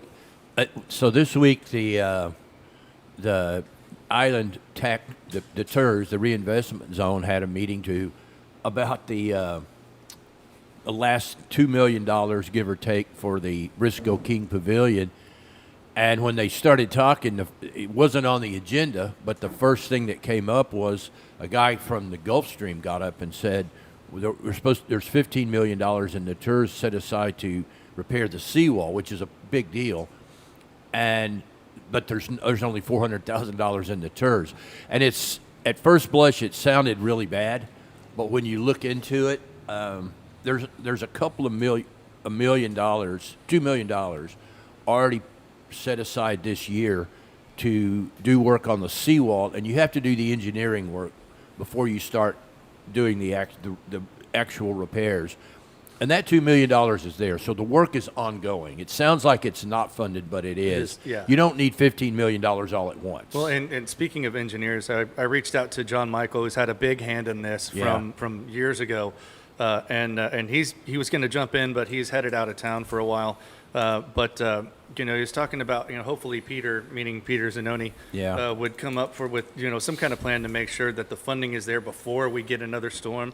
And the important thing about what John was saying is that there's a lot of wants out there as far as what we want to spend government money on, and especially the TERS, which goes for infrastructure projects, Right. not private projects. But Right. the seawall is a need, not a want. Yeah, Because- it affects. If you look at the FEMA maps, about 80 to 85% of the people on the island their rates are directly impacted by the Yeah. seawall. And should we get any bad storm within the next few years and it not be either repaired beforehand or have the facility to be repaired afterwards, Yeah. there's no way to rebuild anything like that on the Gulf Coast ever. Well, there was talk, and I think they're going to have another TERS meeting here in the not too distant future to discuss it. But there's talk about using it's a 1/8 cent Type B sales tax that kicks in the middle of 2026, and it's earmarked for flood control and coastal erosion. So you could use Okay. it for the seawall if it comes to that. That's one of the things that came up, but it's a thing that it's been hanging out there for years. And there was an item on you're talking about the POA. There was an item on their ballot at their last election to essentially hand the ownership of the seawall over to the city, and they didn't get a quorum, so that didn't happen. So what that means is, right now, and I'll stand corrected if I'm wrong, but I don't believe you can get FEMA reimbursement money if you repaired the seawall because it's privately held.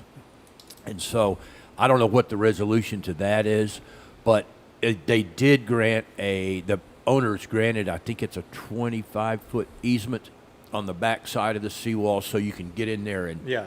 you get behind it and do the work you need to do. So and I was down there. They started the engineering work about 6 or 8 months ago, and I went down there when the crews were digging. And when you look at the seawall, you only see 2 steps, but there's 8 steps. The beach rose up since Packery Channel, all that sand is piled up. So they dug down below the sand line, and the seawall is in really good shape. It's only the part that's exposed to air that really needs help Yeah. immediately. Well, and a lot of that hopefully isn't completely, structurally damaged. I mean, you can see the open rebar that's just rusting Yeah. away there. Yeah. There's only Yeah. so much you can do to kind of redo that fascia. How long would that take to repair that exposed part? Well, I think what they do, you cover it with. I think they put some sort of I don't You just know, spray over top. something that goes. Yeah, it keeps it from. Just paint it. The old landlord special. Right. That's kind of it. I think it's kind of. It'll what be they fine, do. but they'll never It's to know. fix Jack the price. Sparring. Yeah. You can see it when you go down Yeah, there. and look. they I have mean, to go, it's- hit with OSPO, and then they put some other kind of special, and then cover it to keep Right. it from oxidizing more and splitting. And you can see after Hurricane 80 was Allen, right? Yeah. Yes. And you can see you got some photos on page 6. You can check it out at islandmoon.com, where it'll be hitting the stands later, but you can get a preview online because you're awesome and we love you. magic. Yes, magical internet. But you can see when they dig around to the back of that really does go down quite a Yeah, distance. Hurricane Allen in 1980 wiped it out and picked it up and moved it, and they repaired it. And you guys can correct me if I'm wrong. I think the last time we had a hurricane that put water up to the top of it was Ike. back in- Is that the I one think everybody? that's right. We 09 or sat there and watched it break over the top there. That was Yeah. fun. There was one storm that washed a huge mooring buoy up. The big, I mean, it was as tall as the seawall, and it would roll up and just kind of pop like right against it. The water wasn't too high, but it was just big enough. I think it was Ike or Rita, one of the ones. I that stood Rita was down the there. other one, I think, Well, I think. it ran the beach bums off the South Packery Beach, so you know it was serious. Yeah. and the other thing that happened this week, that the reason they had the TERS meeting was the final $2 million of funding for the Briscoe King Pavilion, which is now, they're saying it's got to go through some city processes, but it looks like we're probably going to see construction there probably sometime this next year. And the files that they showed at the presentation there's some that we had seen before. Yeah. But this one, there was some different diagrams Yeah. on there that I hadn't seen previously. Well- they're actually really cool, talking about kind of the artistic rendering with the new pavilion next to the old one shows you the scale of the new one. Yeah. There was also another one we'll probably throw on Facebook about what they're going to do with the revamping of the old Briscoe King and how they can, You're going to put in you're going to have, I forget the exact number, the square footage, but yeah. it's enough that we'll have a meeting place on the Yeah. island. But what happened is they went out and they got the cart a little bit before the horse, I think. They came up with an estimate before they did the engineering. And when the engineering came back, they had to sink 47 pilings 35 feet down. But That's what they yeah. thought they could do slab on grade. But you can, but you got to sink pilings. They started looking at the existing Briscoe King, and it's got pilings down there, which nobody ever knew. They thought you just build up the sand and run the foundation, but that's not how it works. And I know we heard some updates on Bob Hall. Tentative public opening out is on- set for mid-January. I went out on Bob Hall this week on Monday, and I was impressed. It's very nice. I was surprised at the surface. The sideway, it's wooden, and it's held in place by carriage bolts. So if the water comes up and hits it, the wooden planks will break loose. I thought it was going to be like big squares, but it's not. It's Yeah. individual planks that are just bolted down to the frame. But they've got to get the end of it, the D-shaped structure on the end is what they're working on. And they have the beams are 138,000 pounds apiece, and they have them out there on a barge. They may have already started loading them on the pier. I'm not sure. They said they needed 2 days of good weather because you got to get those things up in the air on a crane, and you don't need a lot of waves coming around. But they originally, about a month ago, they told me it was mid-January. Then they said, no, it's going to be February. Now they're back to January. Of course, the fly in the ointment there, you guys were talking about it earlier, is the lighting. The lighting will be in place by the January opening on the pier, but the boxes, the utility boxes that you need, are going to be in the new restaurant, which they haven't started construction on yet. That's going to be sometime mid-year. But we will keep you informed as things go. And speaking of being informed, I need to inform you that you are listening to KUKA Driscoll, Texas. It is 8:05, and you are here on Corpus Christi's Retro Country 105.9 and 103.3. Y también en Retro Tejano 104.1. Dave knows exactly what that means because he's got the magical translating earbuds. Dave's culo is con fuego. we are also on Island Moon Live on YouTube. To say thank you to everybody who's watching this on YouTube, either live or watching it later. I know we have a lot of people that go back through and scroll around to different parts of the show or go watch it later when they can. And if you're wondering why this show is a little extra long, Tyler and Nick and I fired up the old Morning Wave show and actually did the first hour from Docks. The girls are out on a quick vacation, and I think Frank McNiff is going to have the show tomorrow, so they will be back shortly. But it was fun. I realize now the difference between getting here and doing a show from 6 to 9 versus 7 to 9 is It's longer. Yeah. Ted Yeah, wasn't here imagine that. today. No, Ted's Yeah. not here, Yeah. but Ted would appreciate that because he had this story about Hanukkah. And he goes, Imagine if you have a battery on your cell phone, it's 10%, it lasts 8 days. the magic of modern Hanukkah. I think that's what he said. But back to your hearing aids, David. Donde está are they hechos? Where are they made? They are American made in Eden Prairie, Minnesota. Echoed, is that a word? Yeah, That that means means they it's have, made. and where they echo those. Echo in USA. Yep, they're What- the only American-made hearing aids, and it's the only manufacturer that's literally owned by one human being who invented the first in-the-ear hearing aid and set all the standards. Mr. Bill Austin owns Starkey Laboratories, and My dad was one of his first accounts in Really? 1970 when he started. Yeah. Did they call them ear trumpets? He's the one that did away with the ear trumpets and actually created something that went in the ear. You know. But yeah, they're amazing, amazing product. We've worked with them literally since 1970, and they set the standards. Well, what And- you were saying a few weeks ago when we were just kind of chatting after the show was that the hearing loss isn't necessarily across the board. There are different frequencies that you lose Absolutely. over time through either trauma or old age, whatever it is, genetics in some cases. And these, how does it work exactly with that? So basically, I mean, there's no hearing loss that's the same. You go to an optician and 100 people go in have the same vision loss. It's generally the same prescription. That's because you're dealing with a muscle. With your ears, you're dealing with sensitivity and you're dealing with nerves. So you could have 100 people that have a hearing loss that looks the same, but one is to give back the sounds that you're missing, whether it's the highs, the lows, or everything in between. But then it's dealing with a sensitivity to sound. And everybody's sensitivity is different. And that's where good hearing aids come into play. Anybody can get an amplifier, but it's being able to deal with the sensitivity. And with these instruments, we're able to pinpoint each frequency that you hear in the speech range, which is from 200 hertz to 8,000 hertz.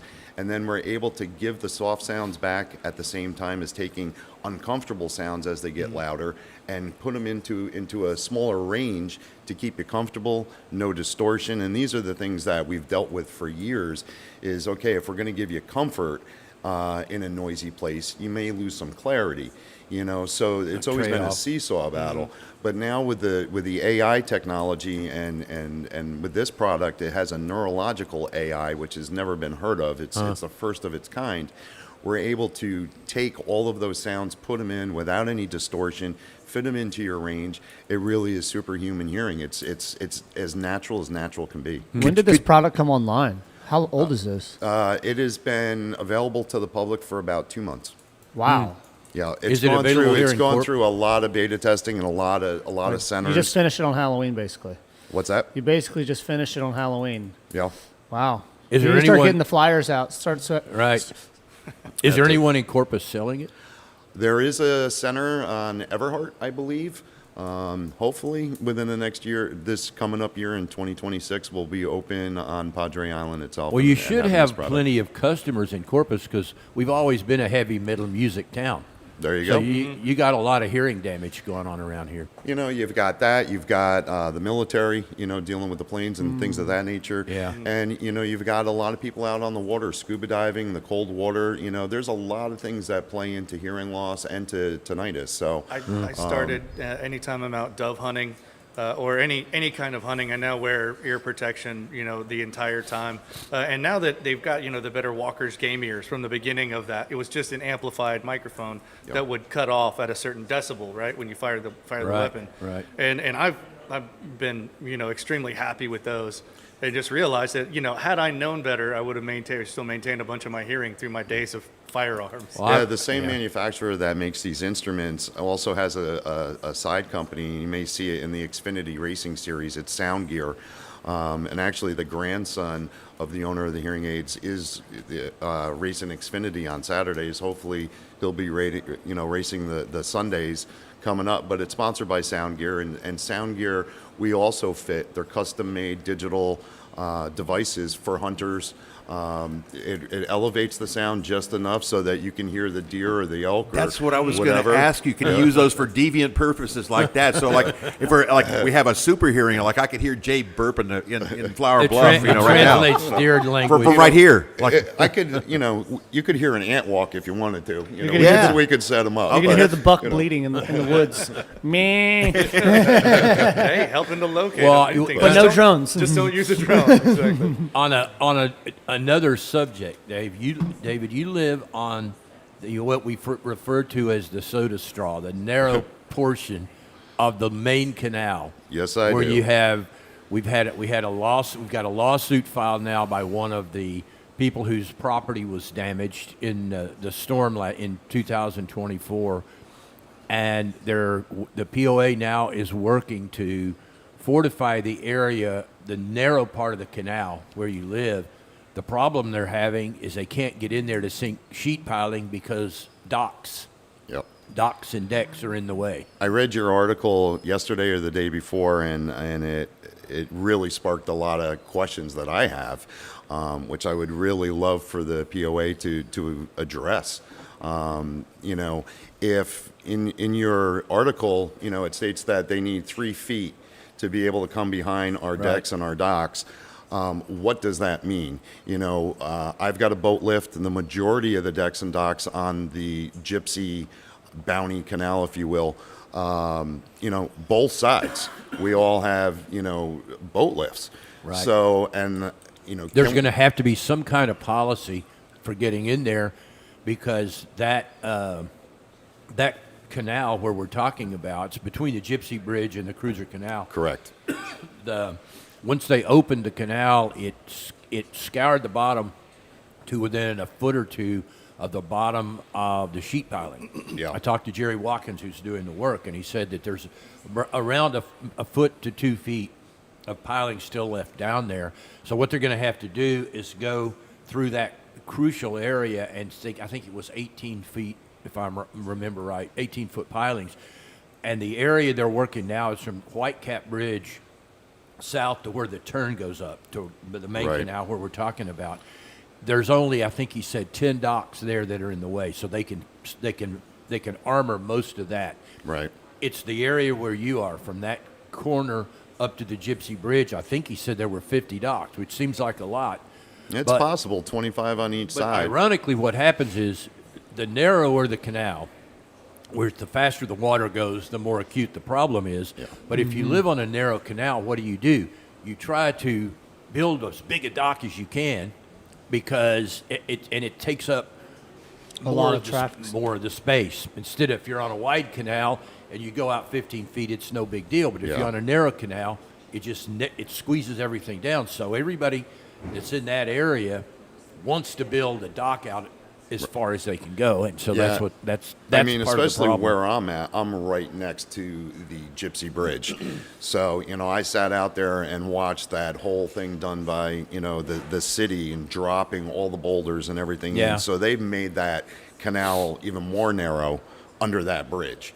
And I'm right there. Yeah. You know, and, you Well, know, you when they opened it up, I mean, I had sinkholes, and I still have a couple of sinkholes on my property, and you know, some of the work was done, and you know, we had some of the holes taken care of, but I'm really concerned that I still have an issue.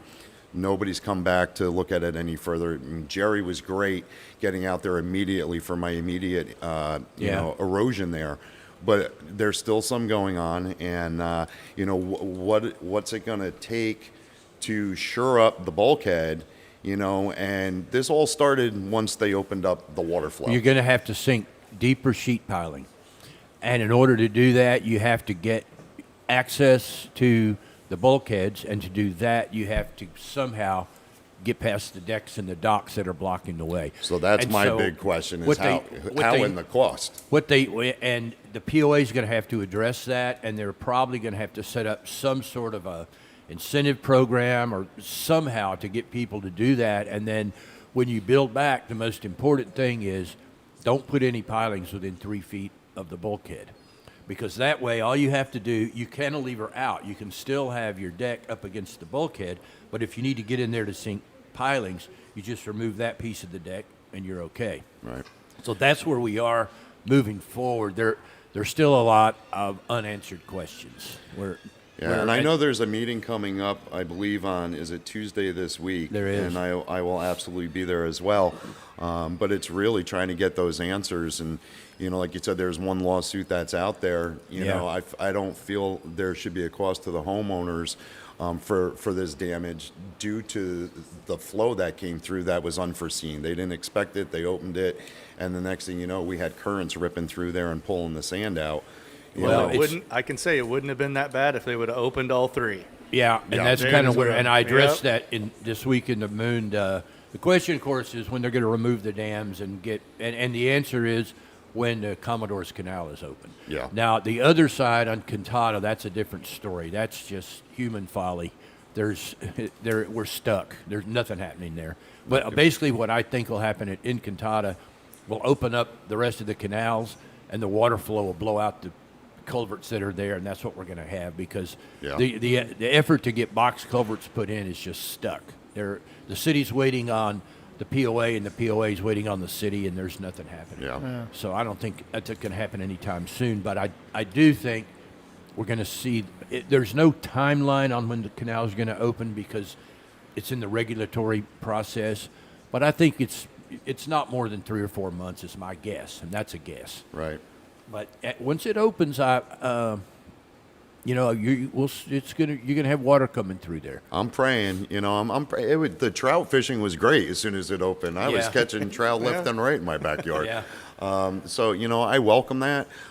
Just controlled flow. Yeah. It went from 0 to 100 miles an hour in my canal to the point where it was like, my dogs were walking around the backyard. And They're after nervous, that, I'm yeah. like, you're not going outside. Yeah. One step and you're already in a Laguna Madre in about 2 seconds. Well, they haven't. You're talking about the meeting on Tuesday. There's an agenda item to address that lawsuit, and it's not really specific, and I'm sure that they're going to plead attorney-client privilege. Yeah. But I think what is important for the membership is the legal fees. You have to. They're going to have to disclose how much they're spending on legal fees.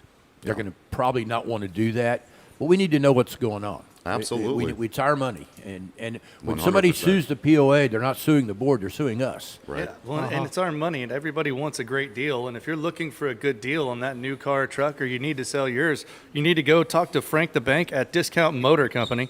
You can just go to discountmotorco.com, or they're on SPAD right at 6601 SPAD right next to the theater.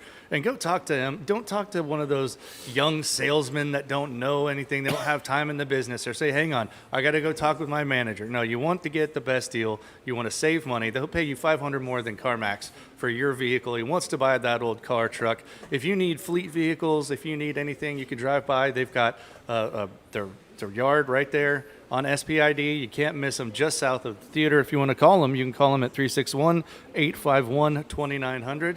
And if you want to check out something actually really cool, you can go online on YouTube and look for jfkcausewaycam.com.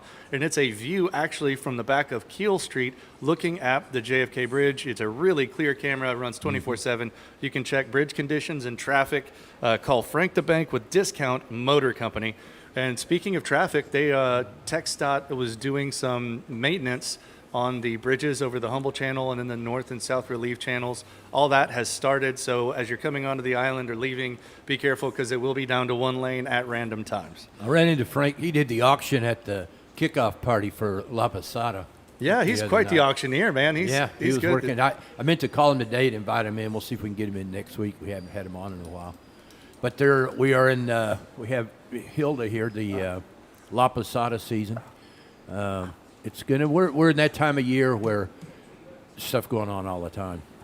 Yeah, it's one event to the other. One thing that's really not going on, I will say, about the one thing that's just kind of sitting there, aside from paper streets, is Speedy Stop.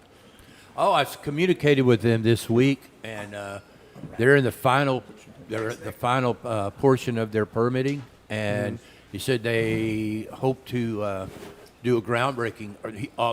The wording was early 2026. So I told him, if you want to do a grand opening, let me know. I'll go out there and we'll get a saxophone player. Giant scissors. And some oysters. Yeah. There you go. Oysters. But that thing is that's going to be a good addition because it's not just a gas station. They got a little restaurant in there and Yeah, well, and you can a see liquor there's- store. Like we need another liquor store. There's out here on there's the an island. aerial that I put up that I shot a while ago, and you can really see the scale of that property right next to American Bank Center. And if you're listening or watching on YouTube, just go to Island Moon Live. And our friend Alice, I'm glad you're still here. Our friend Stan Bryan, old school listener and commenter, said that, can we call it oyster ranching? I want to be a rancher, not a farmer. There you go. My trusty steed is my stoner, which is a brand of skiff down here for people who don't know. And he said, I mean, they are alive, which he's not wrong. Oyster ranching is Right. that sound way cooler than oyster farming. Yeah, you don't want to be called a sod buster, Yeah. especially when you're growing oysters. It's more applicable too, because the cows are eating the grass in your field. Yeah. We're not feeding, any feed to the oysters. They're eating the algae, which is essentially the grass in the water. Yeah. That's more like a sheep rancher. Yeah. You just don't Same, have same. to go chasing this far. He sent me this. He goes, next year we need an Island Blast Island Moon card. You can buy green, gold, black, platinum, $100, $200, $500, $1,000. All proceeds go to Island Blast, and card gets you discounts all year at merchants. Advertised in the We'll movie. get Could Frank work. to donate a car, maybe. That'd be awesome. I need to call Frank because I want to do. I'm in the early stages of planning a Mardi Gras float this year, and I want it to be self-propelled. Something- I don't want to tow it with a truck. I want Yeah. it to go down the beach by itself, like Macy's or like the Battle of Flowers parade. Potentially towing a team of surfers. Yeah, that's the idea. Or a tank. I've been the lone surfer all these years, and I'm trying to recruit a tribe of surfers. I was going to join you last year, but we got the girls and all this running Well, around. get them aboard and Well, Josie would absolutely do it. So we'll see. May have my little. I know. We'll do it the tandem Hawaiian style. It'd be awesome. Hilda, how is everything going? Are you ready? Yes, as ready as we can be, Oh yeah. considering, yes, the So- day before. I wasn't able to make the kickoff party. How was it? It was really good. Oh, we did really good. Let's see. We made $17,000 on the live and silent auction. Outstanding. Yeah, we did really well. We had some amazing items. Everybody came out. It was a magical night. It was really nice. I loved the Yes. DJ too. That was great. Oh, he was Everybody, awesome. He wasn't. Everybody was like tapping their toes and walking around. Oh, kinda dancing. yeah. Oh, wait, was that just me? No, everybody was. I'm sure the alcohol sales were really high at Hard Knocks that night. That always helps. That always And, helps. we, It's- and he provided bar food, which is better than regular. I said, look, these people they like to drink and like to bid. At the auction, they don't want to be. Oh, yeah. those two having a things bid- tend to go together. Oh Yeah, yeah, they so do. I You said, got it. I said we just want bar food, finger food. So everybody liked the sliders.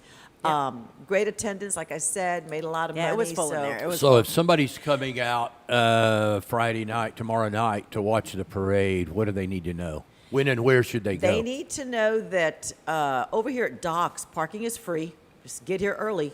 Free parking. The media is going to be downstairs.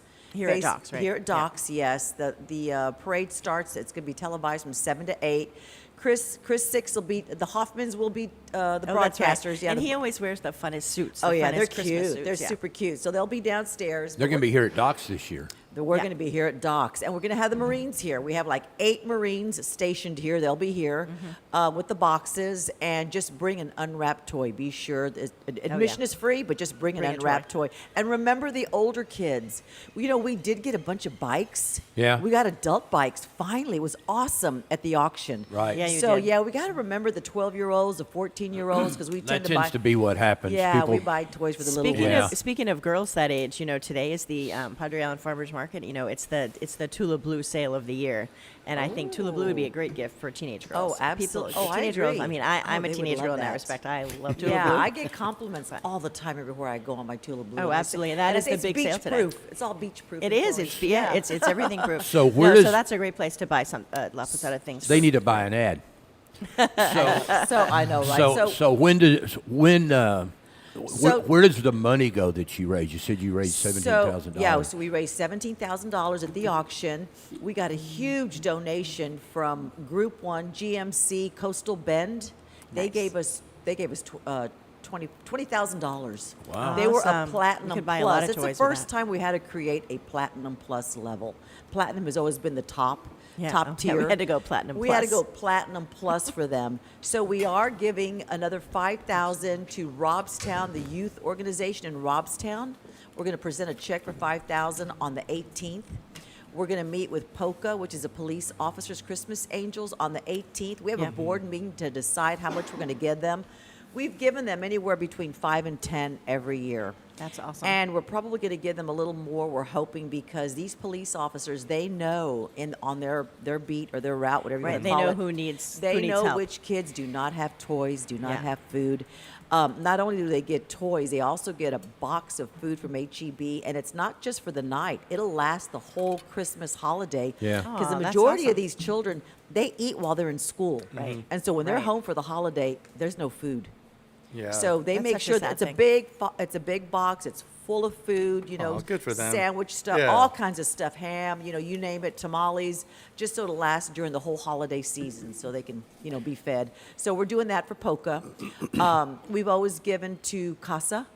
So we love we're- that. That's a great organization, Yes, too. Casa's doing extremely well though. They, good for them. They know how to fundraise, but we always still try to help That's them Child Advocacy Services. Right. I don't know what the A is Yeah, I for, but forget. basically they represent kids who are don't have parents. they're pulled out of the generally justice system. speaking. Usually they go to court. Our parents are arrested, and they have to have a little holding place for them. They Mm-hmm. pull them out, and CASA gets an advocate that steps in and they'll take care of them temporarily. Get 'em while through the, the sy- while and the the- court, Yeah. or while during the court. They're order, not the kids court- that had gotten in trouble. They're No, kids no. whose No. parents Kids got who in need trouble. help, yeah. Exactly. So they don't fall through the cracks, basically. Right. So we'll be giving to them also. Sherry Sperling gave us $5,000. She's always been a She's great always wonderful. sponsor Yeah. and donor. So we got $5,000 for them. Guess who's coming through for us? Who wants to be is a sponsor and a donor? Is Brewster Street. Yeah. First time. Nice. Good. Good for So them. Yeah. They want to start partnering with us. That's awesome. Absolutely. So $5,000 from them. Good for them. We also got $5,000 from NPI Whitecap. Nice. So Very know, nice. we were partners with them for the second annual lighting of their Christmas tree. That was So, fun. That was really fun. Yeah, that was so great. I got to give thanks to all our donors and sponsors because if it wouldn't be for them, we would not be able to be giving this money out to the Yeah. community. And it goes to the children in the coastal bend. It stays here, It right? stays here. And you're a yes. volunteer-run organization, so definitely thank you out to everybody that jumps in and helps out and spends their time. And, Oh yeah, we have. Oh, let me tell you something. It's, at this time of the year, we donate a lot of our time and our energy, and I always swear the nonprofits eat into my profit. Right. All my work is on hold, Right, because right, of the nonprofits. But yeah, Yeah. I'm on the board for CASA. And then you got the Sunday morning toy load out. That's kind of the So payoff. I was just telling We were Debbie just Noble talking that. about that, I said, yeah. you know what? All that we do, you see all the hard work Sunday morning. That is the most emotional day because Oh, absolutely. we Yeah, I create a gotta make human that this year. chain. It's a human chain that we create. Anyone can come out in the community and come. The gates are open at the yacht club. It dead ends over there at Whitecap. Yep. Come, Sunday morning at 8 a.m. A truckload of Marines show up. We create a human chain. Everybody gets to touch the toys and pass it on, and we Load it in, load up load the 'em up. truck, and then we give them their check. So the ladies in the community, they bake all kinds of little homemade goodies for the Marines, and we give them breakfast. We do a check presentation, and I always want to cry. We all do when we Oh, see all yeah. the toys. I'm- It's yeah. bags and bags. I mean, sometimes it's 9,000 toys, 7,000 toys. I mean, that's always our goal. We always Yeah. hit like 7, but we've been trying to push it to 9, 10,000 toys.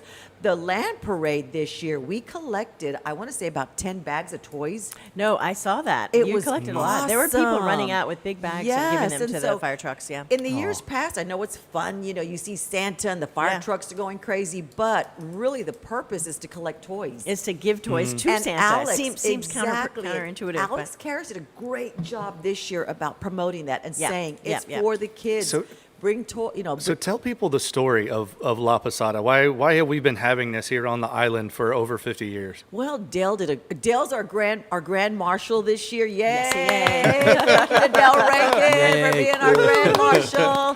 Well deserved, because he's so involved and he's been promoting La Posada for years. He's been participating for how many years? Since 2000. Since This is 2000. the 52nd year Yes. we've I done can't that. believe La it's been that Posada long. has That's happened. And you did a great write-up, a fabulous article about and I wanted you Yeah. to do that, your perspective, because we always tell everybody it started in 1970, in the 70s with Father Patricio, Yeah. and over at St. Andrews by the Sea. It started Yep. with the Catholic Church. And La Posada in Spanish means the journey, and it was the journey to go look for a La Posada, a place to stay the night. It was Joseph Right. and Mary, and they Right. did their little Okay. journey. So in They this- stayed at their La Quinta Inn, I think. right? Those are Airbnb. Yeah. Well, it kind of started the first year they pre-Airbnb. did it. Most of the people who started it are not around anymore. One of the Right. few who is Nick's wife. Oh yeah, She Anne was- Marie Colosi. She was Yeah. here, Yeah. and they started. The there weren't very many people living on the island when it started. Right. So it just kind of a group of people just said, well, let's just put lights on our boat and go through the canals. Then the next year they brought the priest in. Yes. And that's when it kind of, and then the yacht club at that time moved over to Anchor Resort. Over Right. next to Yeah. the old Ferris Yeah. bar there. And And it was Padre Island Sail, PIS. yeah. They changed the name. Well, real they quick. like because they sold a lot of PIS, yeah. merchandise. Right. It's like the Texas Women's Angler Tournament. Yeah. You sell a lot of merchandise. Yeah. So they had shirts that said Padre Island Sailing Society, Yes. and the women said, "I'm not wearing that," so Yes. they changed the name. But True it story, yeah. moved Marketing. to the Anchor, and then in '93, I think it was, the yacht club where it is now Yeah. opened.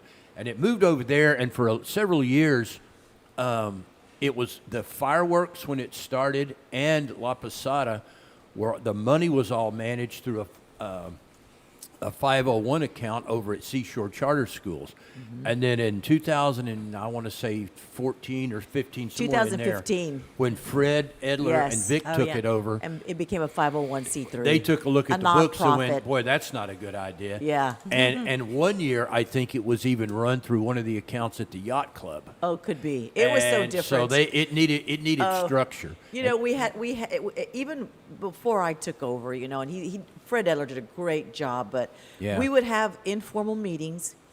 You know, we wouldn't start our meetings until the end of the year. Yeah. Nobody took meeting minutes. There Yeah. were no meeting Oh, minutes. yeah. We didn't really have a treasurer that had bookkeeping experience. It was just this little retired housewife just go make the deposits for us. It was a line item in a 501 account at Seashore. They just did Yeah. it to help. It was crazy. It was crazy. And then Fred and Vic came in, and they showed up in my office. And then Doug Seafelt took over after that. They showed up in my office, Vic and Fred did, and they said, we're having a problem with people just jumping into the parade. Because I'd been a judge the year before, Yeah. Yeah. and you couldn't tell which boats you were looking. People Right. were just Oh, randomly. yeah. And I said, well, you know, you don't. They had a mandatory captain's meeting that nobody Yes. went to. Insurance wasn't required. Yeah. And so Wow, yeah. I You know, said, why enter don't at your own risk. have a kickoff party, right? Yeah. And that way Yeah. you give it some structure early on in the calendar. Yeah. Yeah. And that was the first year we did at Scuttlebutts, and they Yeah. raised Yep. Oh, I remember they that. Oh, raised they about were 15 raising grand. it. Oh, Everybody yeah. went, well, that's a pretty good idea. Yep, yep. So And then s- Doug Seafelt came in and kind of organized Yeah. it and then registered it with the state. Yeah. So when I came on, I wanted to make sure that everything was correct. I wanted to run it like a business because You gotta track the I'm money. I'm self-employed. Yeah. So Yeah. the treasurer, the state had Jim Gogler, who had been deceased for at least Oh, no. 12 years. Right. He was still He's listed still as- voting in Claybrook Yeah, County. exactly. So no, we've cleaned the books up, we fixed it, and so you know our money is all public. So Yep. you know, being a 501c3, you can look it up. You can see exactly what we make. Our tax records are on there. Everything is, you know, we're very transparent. And like I said, the money goes to our kids in the coastal bend. We Right. Yeah. service 3 counties: San Patricio, Aransas, and Nueces. Aransas. Uh-huh. Well, I'd say the last 10 years, it's taken on more of a formal Yeah. structure, It and that has. was needed. And it's getting bigger Yeah. and better Yeah. every year. So Yeah. We need to find a way to get it televised all over the state. I agree. We're working on it. You know, and a Maybe lot next of people, year. because Debbie was asking me, I said, you know, we don't get a lot of participation. She's asking why, and I because it's televised on Friday, and we're here under the JFK, and a Yeah. lot of the small boats are afraid to participate. Right, because it's too They're- weathery out they're- here. and too- Exactly. yeah. They're The- afraid of the rain. It may be cold. It may be windy. They feel safer in the it's more South open water out Canals. here, yeah. You know, so I mean, we may have to switch it one day where it's televised on a Saturday. Yeah. If people feel safer, and I we just think kind of we televised, if I remember right, the first 3 years we televised it on Saturday. we did, Because and it then we was, switched it was when we did KIII, and then when we KIII, switched to yes, KRIS, and Joe Gazin, they had yes. football or something on that Friday. makes Right, sense. and we did, and we may have to Oh, go yeah. back to that if it's but. The if you get TV more boats, if you get more Yeah, boats on the it, it'd be TV good. likes all the hoopla. They like Yeah. all, over here at Docks and Mark Well, this 37. is a great and- setting for Yeah. it right It here. is. You got the bridge back there. Yeah, but when Right. you do it at the yacht club, when you have all those people at the yacht club, that's pretty. There was a lot of people there that year. that But we the- did from but there. You don't the- have the public cupola that you have The here. route is Yeah, more yeah, yeah. You get spread the, out. The crowds Yeah. here, That's true. everybody can come and watch. And Friday so- night, you Isn't can- Marker 37 is open too for free, so that people can go out all Yes, over there and I watch. saw that on Yeah. Facebook. Yeah, But that I think part is. I heard, okay, so allegedly, I don't Yeah. know, they are charging for parking. I don't know. They did charge last year for They did. parking, Yeah, I and the didn't year before. I didn't So they see need to that. let the I know they're- public know that because Yeah. I don't carry cash. Yeah. I'm No, one I of don't those. either. No, I don't can, either. can I Venmo you? You know, Yeah. I mean, Yeah. I'm sorry. You know, PayPal. I mean, No, I don't, I'll I walk don't 4 carry miles cash. I before don't I'll even pay have for $5 park. now in my purse. You know, so if Yeah. you're gonna hit me, make me pay parking, I'm like, oh heck, can't do it. So, Well, so if if you- they I are, didn't they see let that. people I know know. they're letting I don't people in know. for You free. can park under the bridge. Yeah, you if can you park get under the here. bridge and walk. Yeah, but Docks Yeah. is free for sure because we're Yeah. televising it here, so that Yeah. I know for And a you- fact. and you- Now, where else can people see it if there's we can only fit so many people under here. Where else can they watch it from? Well, there's gonna be tons of parties. Well, Up yeah. and down Yeah, Jack. find a- Friday find a night- friend, If you want find to a friend. park over by the ramp at Whataburger, Yeah. you can watch it from there. Park at the Okay. church across the street, and just take your Yeah. folding chair. It gets packed Yeah, at the okay. ramp right there on Jackfish. Okay, that's one. And then on Saturday, you can up Yeah. and down Whitecap. Yes, Yes. A lot up of and people down go there. Whitecap. And if you own a house on the parade route, it's kind of your job. It's just understood that It's you'll invite understood. people. I'll, Yeah, it's I'll be fun. at Kim Irwin's. Yeah. Just Well, so you know, on that's Saturday. where the Yeah, boat yeah. will end up. Yeah. Yep, all the But, Marines. you know, we all end up there. The Yeah. parade, the Friday night parade, is easier to televise. Yeah. Because you put, and I think moving the viewing, the camera position here to Docks is a big improvement. Oh, yeah. Because over there, I was a judge last year, and you can't get the big Can't get 'em boats close up enough. close. Yeah. You 'cause got to the water's zoom. too So skinny. they're constantly, and they can't, and they're moving slower. Yeah.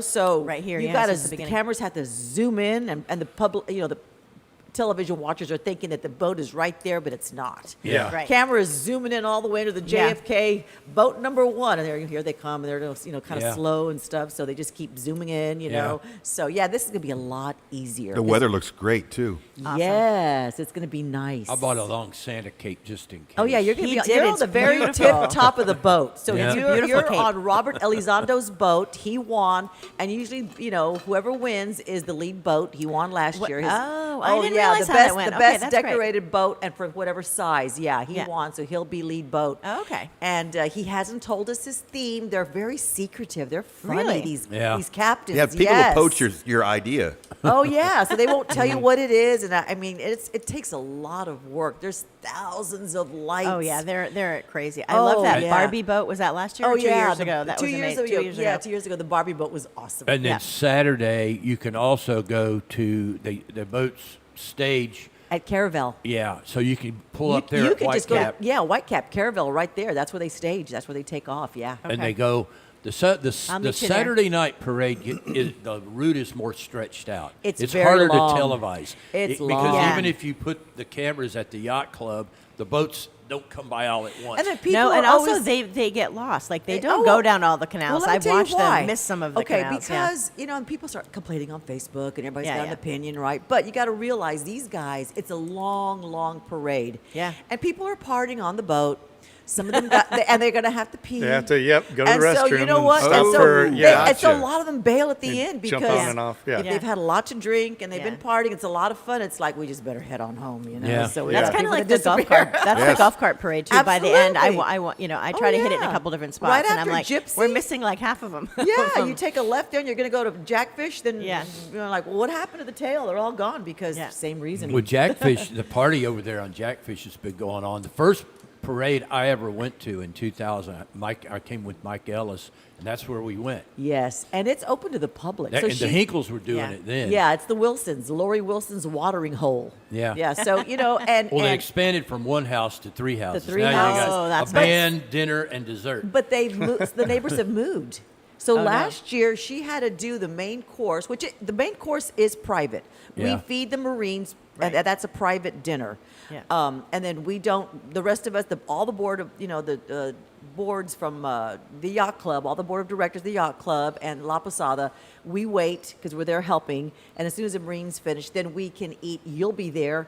So you got to show up there. We haven't given you your schedule, but we will. You go to Lori Wilson's first. I know you want to go over here to the shrimp boat, but Lori Wilson starts early. Okay. And she always makes filet mignons. Her husband's amazing. Well, I'm my going to gosh. leave Yes. a car over there because when that's where the parade is going to end, and I'm going to have to Yes. have a way home. So Right, I'll go there right. first. Yeah. But the Saturday night parade is more just people on the island because it's in that part of the Yes, and the that's where we island. collect the most toys. Yeah. Because Friday, you just go down Jackfish, you turn around, you come back, and back, you're right. pretty Yeah. much done. Yeah. Right. But on the South Canals, yes. And so all you got to do is, and we've been posting the routes, and all you have to do is flash your flashlight, and then the collector boat will see that, and they'll come up to you and they'll collect your toys. Yeah. Well, you And know, it's you were always a- talking about people not wanting to go in the intercoastal in the smaller boats. You don't really go that far. Only the Friday night parade. That's right, you And you don't. just go from the bridge down Just to to the other first side of entrance Market right here 37, on and ICW, then you're yeah. back Turn in, in more Jackfish, protected and that's water. it. I'm excited about seeing all the designs and the fun themes and everything Oh, yeah. for on the boats. And Oh, yeah. If you want to make a statement, you need to go talk to Ted at Impact Marketing.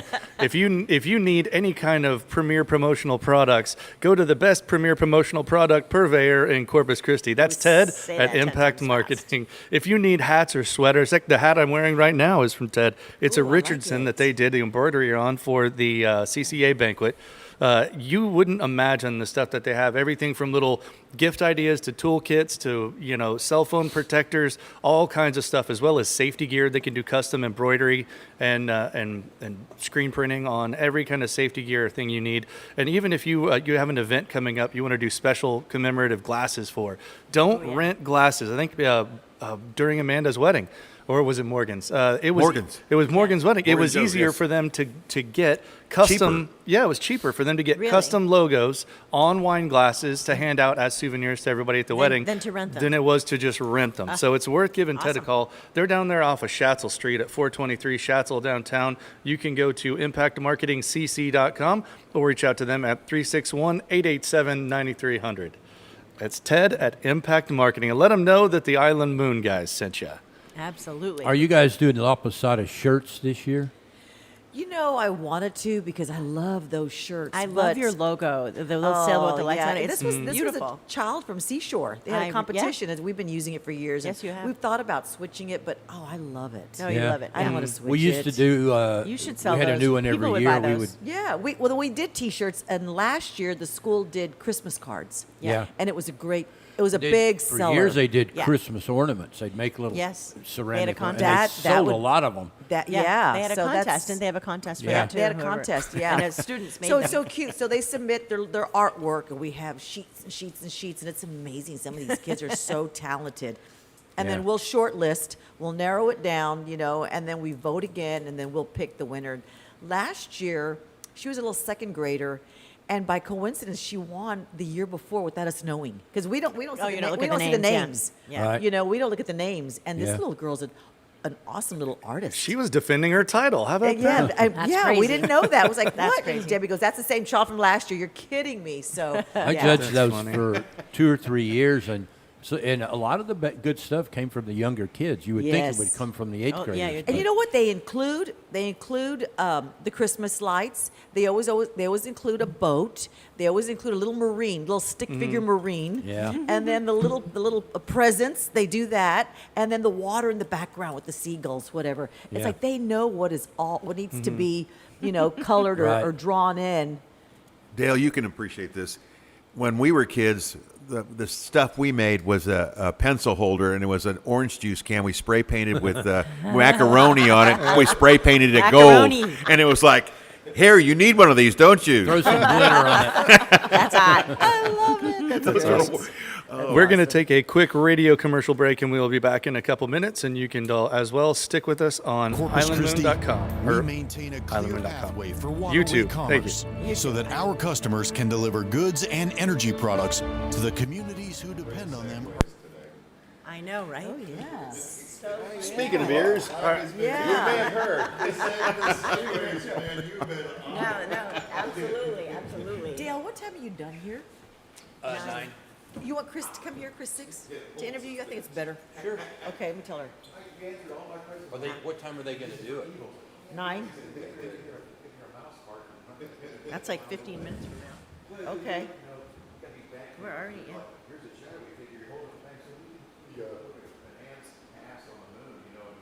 Yeah, exactly. But yeah, we can't get a good video of a massive robber. But I have to go get crown put on, so I have to go leave. That's me next. Where you guys working today? They are doing Copa de Barra, I think, or something over here. Maybe they did that yesterday. I don't know. I was just talking to one of my friends. It was either my friend Laura or Heidi. Both. Do you still need me? Or am I done? I know how 10 of. You want me to stay until Chris Six gets here? Yeah, I probably should. Okay. Yeah. I told her to come now. Yeah. We could remind everybody that the Barefoot Mardi Gras kickoff party is January 30th, or Fat Friday Oh, party. wow. is January here. 30th? Let me put it down. Here, January 30th here. Okay. All right, coming back pretty fast. Yeah, because I was We'll working. get Dan on. Yeah, or Stephanie. But one of either. And we're back. Hello to all our friends on 105.9 and 103.3 Corpus Christi's Retro Country. It is 0847. We are live at Doc's Seafood and Steaks. A beautiful, actually worthy It's a of beautiful day. some This is the sleeves. Chamber of Commerce Day. Island Moon. Yeah, I know. I have Yeah. a sweater on and I'm so excited. We're Are we looking. Are we gonna have good weather both nights? Yeah, we're looking at overcast and possible AM showers, but that's not during the parade, so it should be Perfect. beautiful, Oh, Nice. but before not that. too cold. It was cold last year. Yeah, it was a little cold last year. Everybody had their coats on. It was. And then the year before, that's when it was real soupy, I think. It was cold and windy and kind of wet. Yeah, Yeah. Yeah. Yeah. And then we did have a really good year. I think it was like 3 years ago that it was going to Yeah. Well, the the way it's gonna fog be. makes for great visuals. Oh yeah. When you Yeah, shoot the lights shooting. emerge from the Oh fog. yeah. Yeah. Yep. So yeah, come on out. It's gonna be beautiful. You know. So we have probably the- we have 18 boats total for Friday. Okay. That's good. So yeah. Now, do you always have, like, do the same boats go both days, or do you sometimes have different boats different we days? have different boats this year too. We have different boats on Friday and different boats on Saturday. That's great. So I so- wish. yeah, I we wish they even could all do called and both, said, yeah. "Did you make a mistake? Are you sure you just want Saturday?" Yeah, and then we realized it's a smaller boat. They don't want to come out. Yeah. But the weather's going to be great. So Yeah. and then Yeah. we do have the boats that just show up. Right. Remember? And Yeah. they show up at the end. Put them Yeah. at the end. Oh, one of them had his something spray paint on his T-shirt. He had a boat number spray He paint on spray his painted a boat on T-shirt. his T-shirt. That's great. Yes, he yes. wasn't in He the- does get points for creativity. Yeah, there. they weren't even registered. They just show up. They just Well, they you know. had one of the things that Fred and Vic did when they took it over is they brought in the Marine Auxiliary, which and Yeah. Brent Rourke was so he would get on Oh, the yeah. lead boat with a walkie-talkie. Yeah. That's the first time we had any organization. We always hilarious. before it One- was one like the walkie-talkie. Spanish Armada, and then when they started organizing it, and then that's about the time we started televising it, and Right. you had to have some structure with the way the boats are coming by Right. because you got to get them in front of the camera while you're Yes. on the air. So they Yeah. had a little 8x10 piece of paper, and that's what they would. Well, you couldn't see it. Yeah. And then one year, Dale and Joe Gazen were televising it, and I think Joe Gazen had everything on little cards, and Yeah. it was windy, The and, wind and blew it it. blew everything Oh, away. no. There goes the script. And there goes. Yeah. You gotta Then you gotta wing it. ad-lib. You gotta wing it. Well, that's the same year that I think that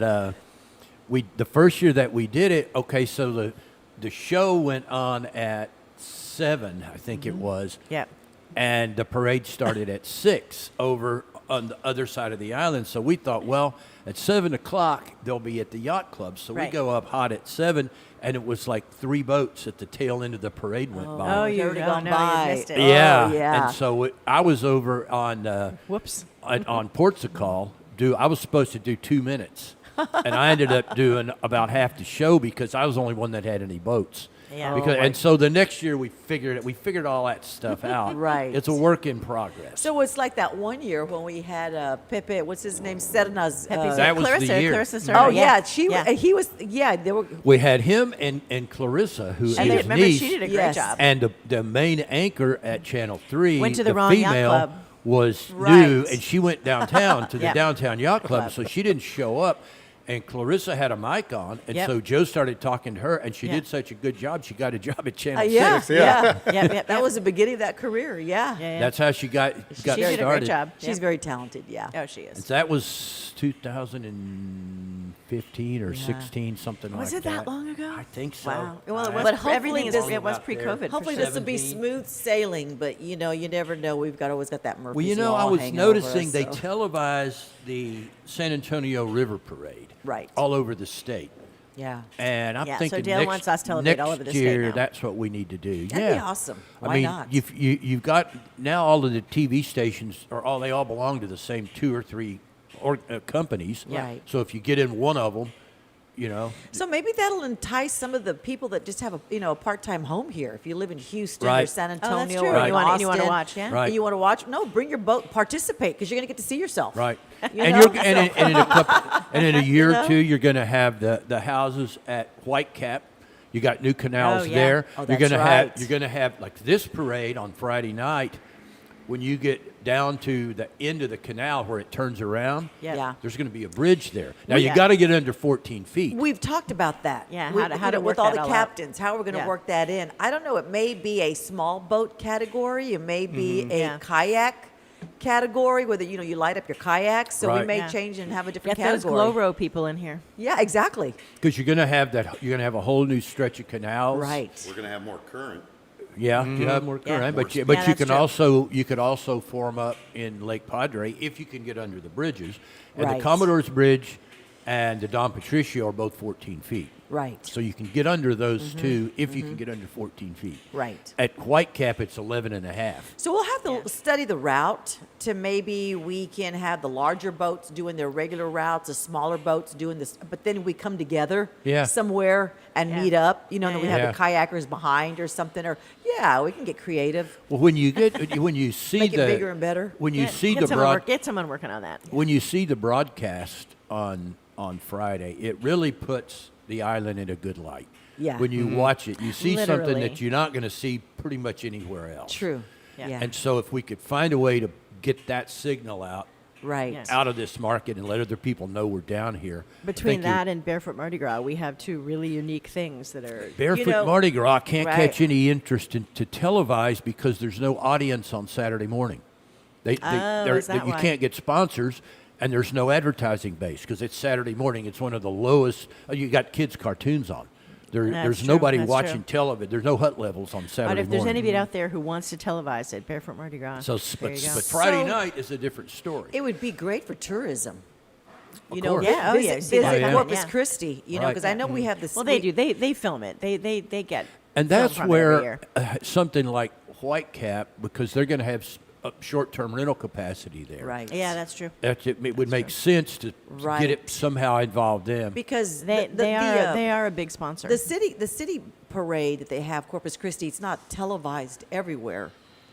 It's a smaller parade. Well, if you got it, So if ours was televised all over Texas, and it's not, that's not, it's you not can unrealistic. see the little lights going on That- over her Oh, head yeah. now. Well, that She's- can be she's done. getting excited. Well, over if here. you visit look at- Corpus Christi. I mean, it would just help. And it's in Tourism. it's in the shoulder season when there's normally not a lot of people down here. Right. And as often as not, the weather is really good, Yeah. and it's a reason to come down to the coast. Right. And if you look at we started out on Channel 3, and Channel 3 is a Tegna station. They have stations in all of the major Texas markets, and so they televised the San Antonio River Parade. San Antonio, they shoot it for that market, but they pump it out all over the state, and I don't see why we can't do the same I thing agree. here. I agree. And I think our visuals are every bit as good as theirs. Right. I mean, we don't have the Yeah. river walk, Yeah. but Well, we have to worry about parking already for barefoot. You Yeah. know, it's Yeah. once we're going, if we get statewide, it's They do. whoa. More people come. Yeah. Barefoot, By the way, the kickoff party, the Fat Friday party, is January 30th right here at Docks. From Okay. well, Barefoot 6 to Mardi 10. Gras. If we're going to do something like that and televise it statewide, we've got to get away from golf carts with stuff glued to the side. We're going to have to have floats. Yeah. Yeah, but some of Right. those golf carts are pretty clever. Some Yeah, of them, but- they turn They them are. into They're- pirate they're ships very and all kinds of. clever, Some of them are yes. very clever. But The- if you're- remember the those sharks. fish? The sharks were We were the- amazing. I was a shark. No, the sharks were amazing. Yeah, we that had a lot giant of fun. lionfish. That was a lot of work. That Oh, giant yeah. some of them are really cool. I think we need, if we're going to go to that route, and I've talked to Dan about it. We talked about it since Mardi Gras started. It's Right. just the first 2 years that we did it, I for people that were in the Island Moon crew, we each put up $200, but I ended up giving all the money back because we really didn't have anything to spend it on. Yeah. Because we never scaled our float up. Because Yeah. our intent was to build a big float, and we All right, just well, never go did for it. You can be the leader. Lead by I'm example. working on it. I talked to Kim Irwin the other day and Robert Brusky, and we're Yep, we're yep. working on a plan. That'd be great. But I want it to be self-propelled. I Yeah. don't want to tow it behind a Yeah. dually. No, La Posadas participated, but I just can't get the Marines to participate. And I said, Oh, know, I'm always Yeah. asking them. They're like, Yeah. really? You know why? Because you can't Sand. have a Marine in uniform and, and then all of a sudden you see a girl in the background, flashing or whatever, because we just Yeah. can't, they won't let us. I said, oh, Got it. I I get get that. it. Okay. It's a family parade. That's There's what I more told like just him. kids running That's around what I everywhere. told them. It He is. says they It is. can't, It's they not can't that risk it. kind of, yeah. No, it's They not that can't- kind of parade. Yeah, they can't risk it. So Tell we them to just bring rockets. We just fly the Marine But we flags don't have any on con- our float or our Yeah. golf carts, whatever, in La Posada. You guys always have a great float. You guys do a great It's Yeah, job. we Marine had- we had a Reserve, boat in right? it one time. It's a Marine. The It Toys is. for Tots Marine Reserve. It is. Yeah. The Marine Corps reserves. That's only been 10 or 12 years. Right. They didn't start out with them. I don't even remember when they started. That was right. Actually, it's been a while. It was right after 2015 that we did that. It's We probably reached Fred out. and Vic that Yes, brought it 'em in. was. Yes. And It all kind of runs we together. are the largest in Texas Toys for Tots program. The That's largest. amazing. I love that. That's Yes, such a we great give claim the to fame out most. there. Yep. Yes, we It's do. awesome. Always a great time, kind of Yeah. end of the year, a great time of giving, and Right. it's another good time. Getting closer to the end of the year and being around family and everything. It's a good time to reflect. And Dale's been talking about the end of the year kind of issues on the Island Moon and going back and looking at kind of the progress of what's been going on the island for the year. And started awesome. that The process. Island Moon Wrap. And the first thing that jumped out at me, we're ending the year with our canals blocked, and we started the year with our canals blocked. So we got $50 million worth of bridges, Some but we things put up never a change. sand berm so the water doesn't go under the bridges. I Yeah. thought they were going to open that up the end of November. there was talk of June and July, and then it was November. November? And then it's basically, it's like playing horse with your little cousin, and you're Yeah. beating him, Yeah. so then he wants to play caterpillar, Yeah. and then you start beating him, and then he throws the ball over the house. And that's, Oh, man. that's So- pretty So much. what's Well, the then anticipated who's date holding now? it Well, up? that November date came because that is when the Commodore's Bridge was scheduled to be finished and was finished. Yeah, Okay. yeah, yeah, It was yeah. it was actually a little ahead of schedule. I drove over it to get here, so and yeah. it's the Oh, I lived bulkheads there. are done. Yeah. I lived through it. But it was not fun. Where it's Just hung saying. up now is the permitting. I'm with you. Oh, it was not fun. Permitting by who? Corps of Engineers. Okay. Well, I and- read through the permit this week, and it's pretty complete, but there's some Yeah. bureaucratic steps you have to go through. I would love to have Encantada and Commodores set to basically Lake Padre can stay closed, but have that circulated side on the Yeah, Laguna just side. on the Laguna side, At least yeah. have that going. Because and- that was the whole point. Circulate the and- water. Yeah, and Tim's dealing with a whole different set of issues on that side. And the other thing is the best part about a sand dam is it's easy to remove and True. easy to put back in Right, should we yeah. need. Right. Well, So- Tim has said all along, we're talking about Tim, that he owns Lang, he owns he's main partner in the Lake Padre Mm-hmm. side. And he said all along, he'll remove that dam when the Commodore's Canal opens. Yeah. Because Yeah. that reduces the water flow in your neighborhood. Yeah. Because it gives it another way to get in and out. So that's the only thing we can say with some certainty at this point is that both of those two will open at the same time. What we can't say is when. 'cause And we I don't know if boats can go through there once they open it up because of the all the sand and all the movement of the sand right there Yeah, at it that might corner. take a while. Oh, Yeah. some of our boat lifts, the sand is all the way up. Yeah. And some it's So all we're the gonna way have to down. dredge. Yeah. We're gonna have to dredge because I don't know if a boat can get through there right now. When the water starts flowing, it'll it'll do it on its own. Yeah, it'll open. and it'll boy. probably blow Well, out. I like your Oh, idea yeah. of Haven't thought opening about the that. inside first to get the current flow going. Yeah. Let's see how that rolls. Right. Just having that. And you I live know. right there at Mariner's Cay. Well, and I mean, I'm right there. and right speaking next of to rolling, Gypsy we're gonna Bridge. Speaking of rolling. we're gonna You're roll right this. there, right there. Yeah. You've been watching it like I have. We're going to roll this Oh, on my into God. the Eric Von Wade Show. If you look off in the distance, you will see the rise of the mushroom cloud of truth. Special thank you to all of our guests and everybody joining us on the show this morning. From all of us at the Island Moon, have a great day, and we will see you soon.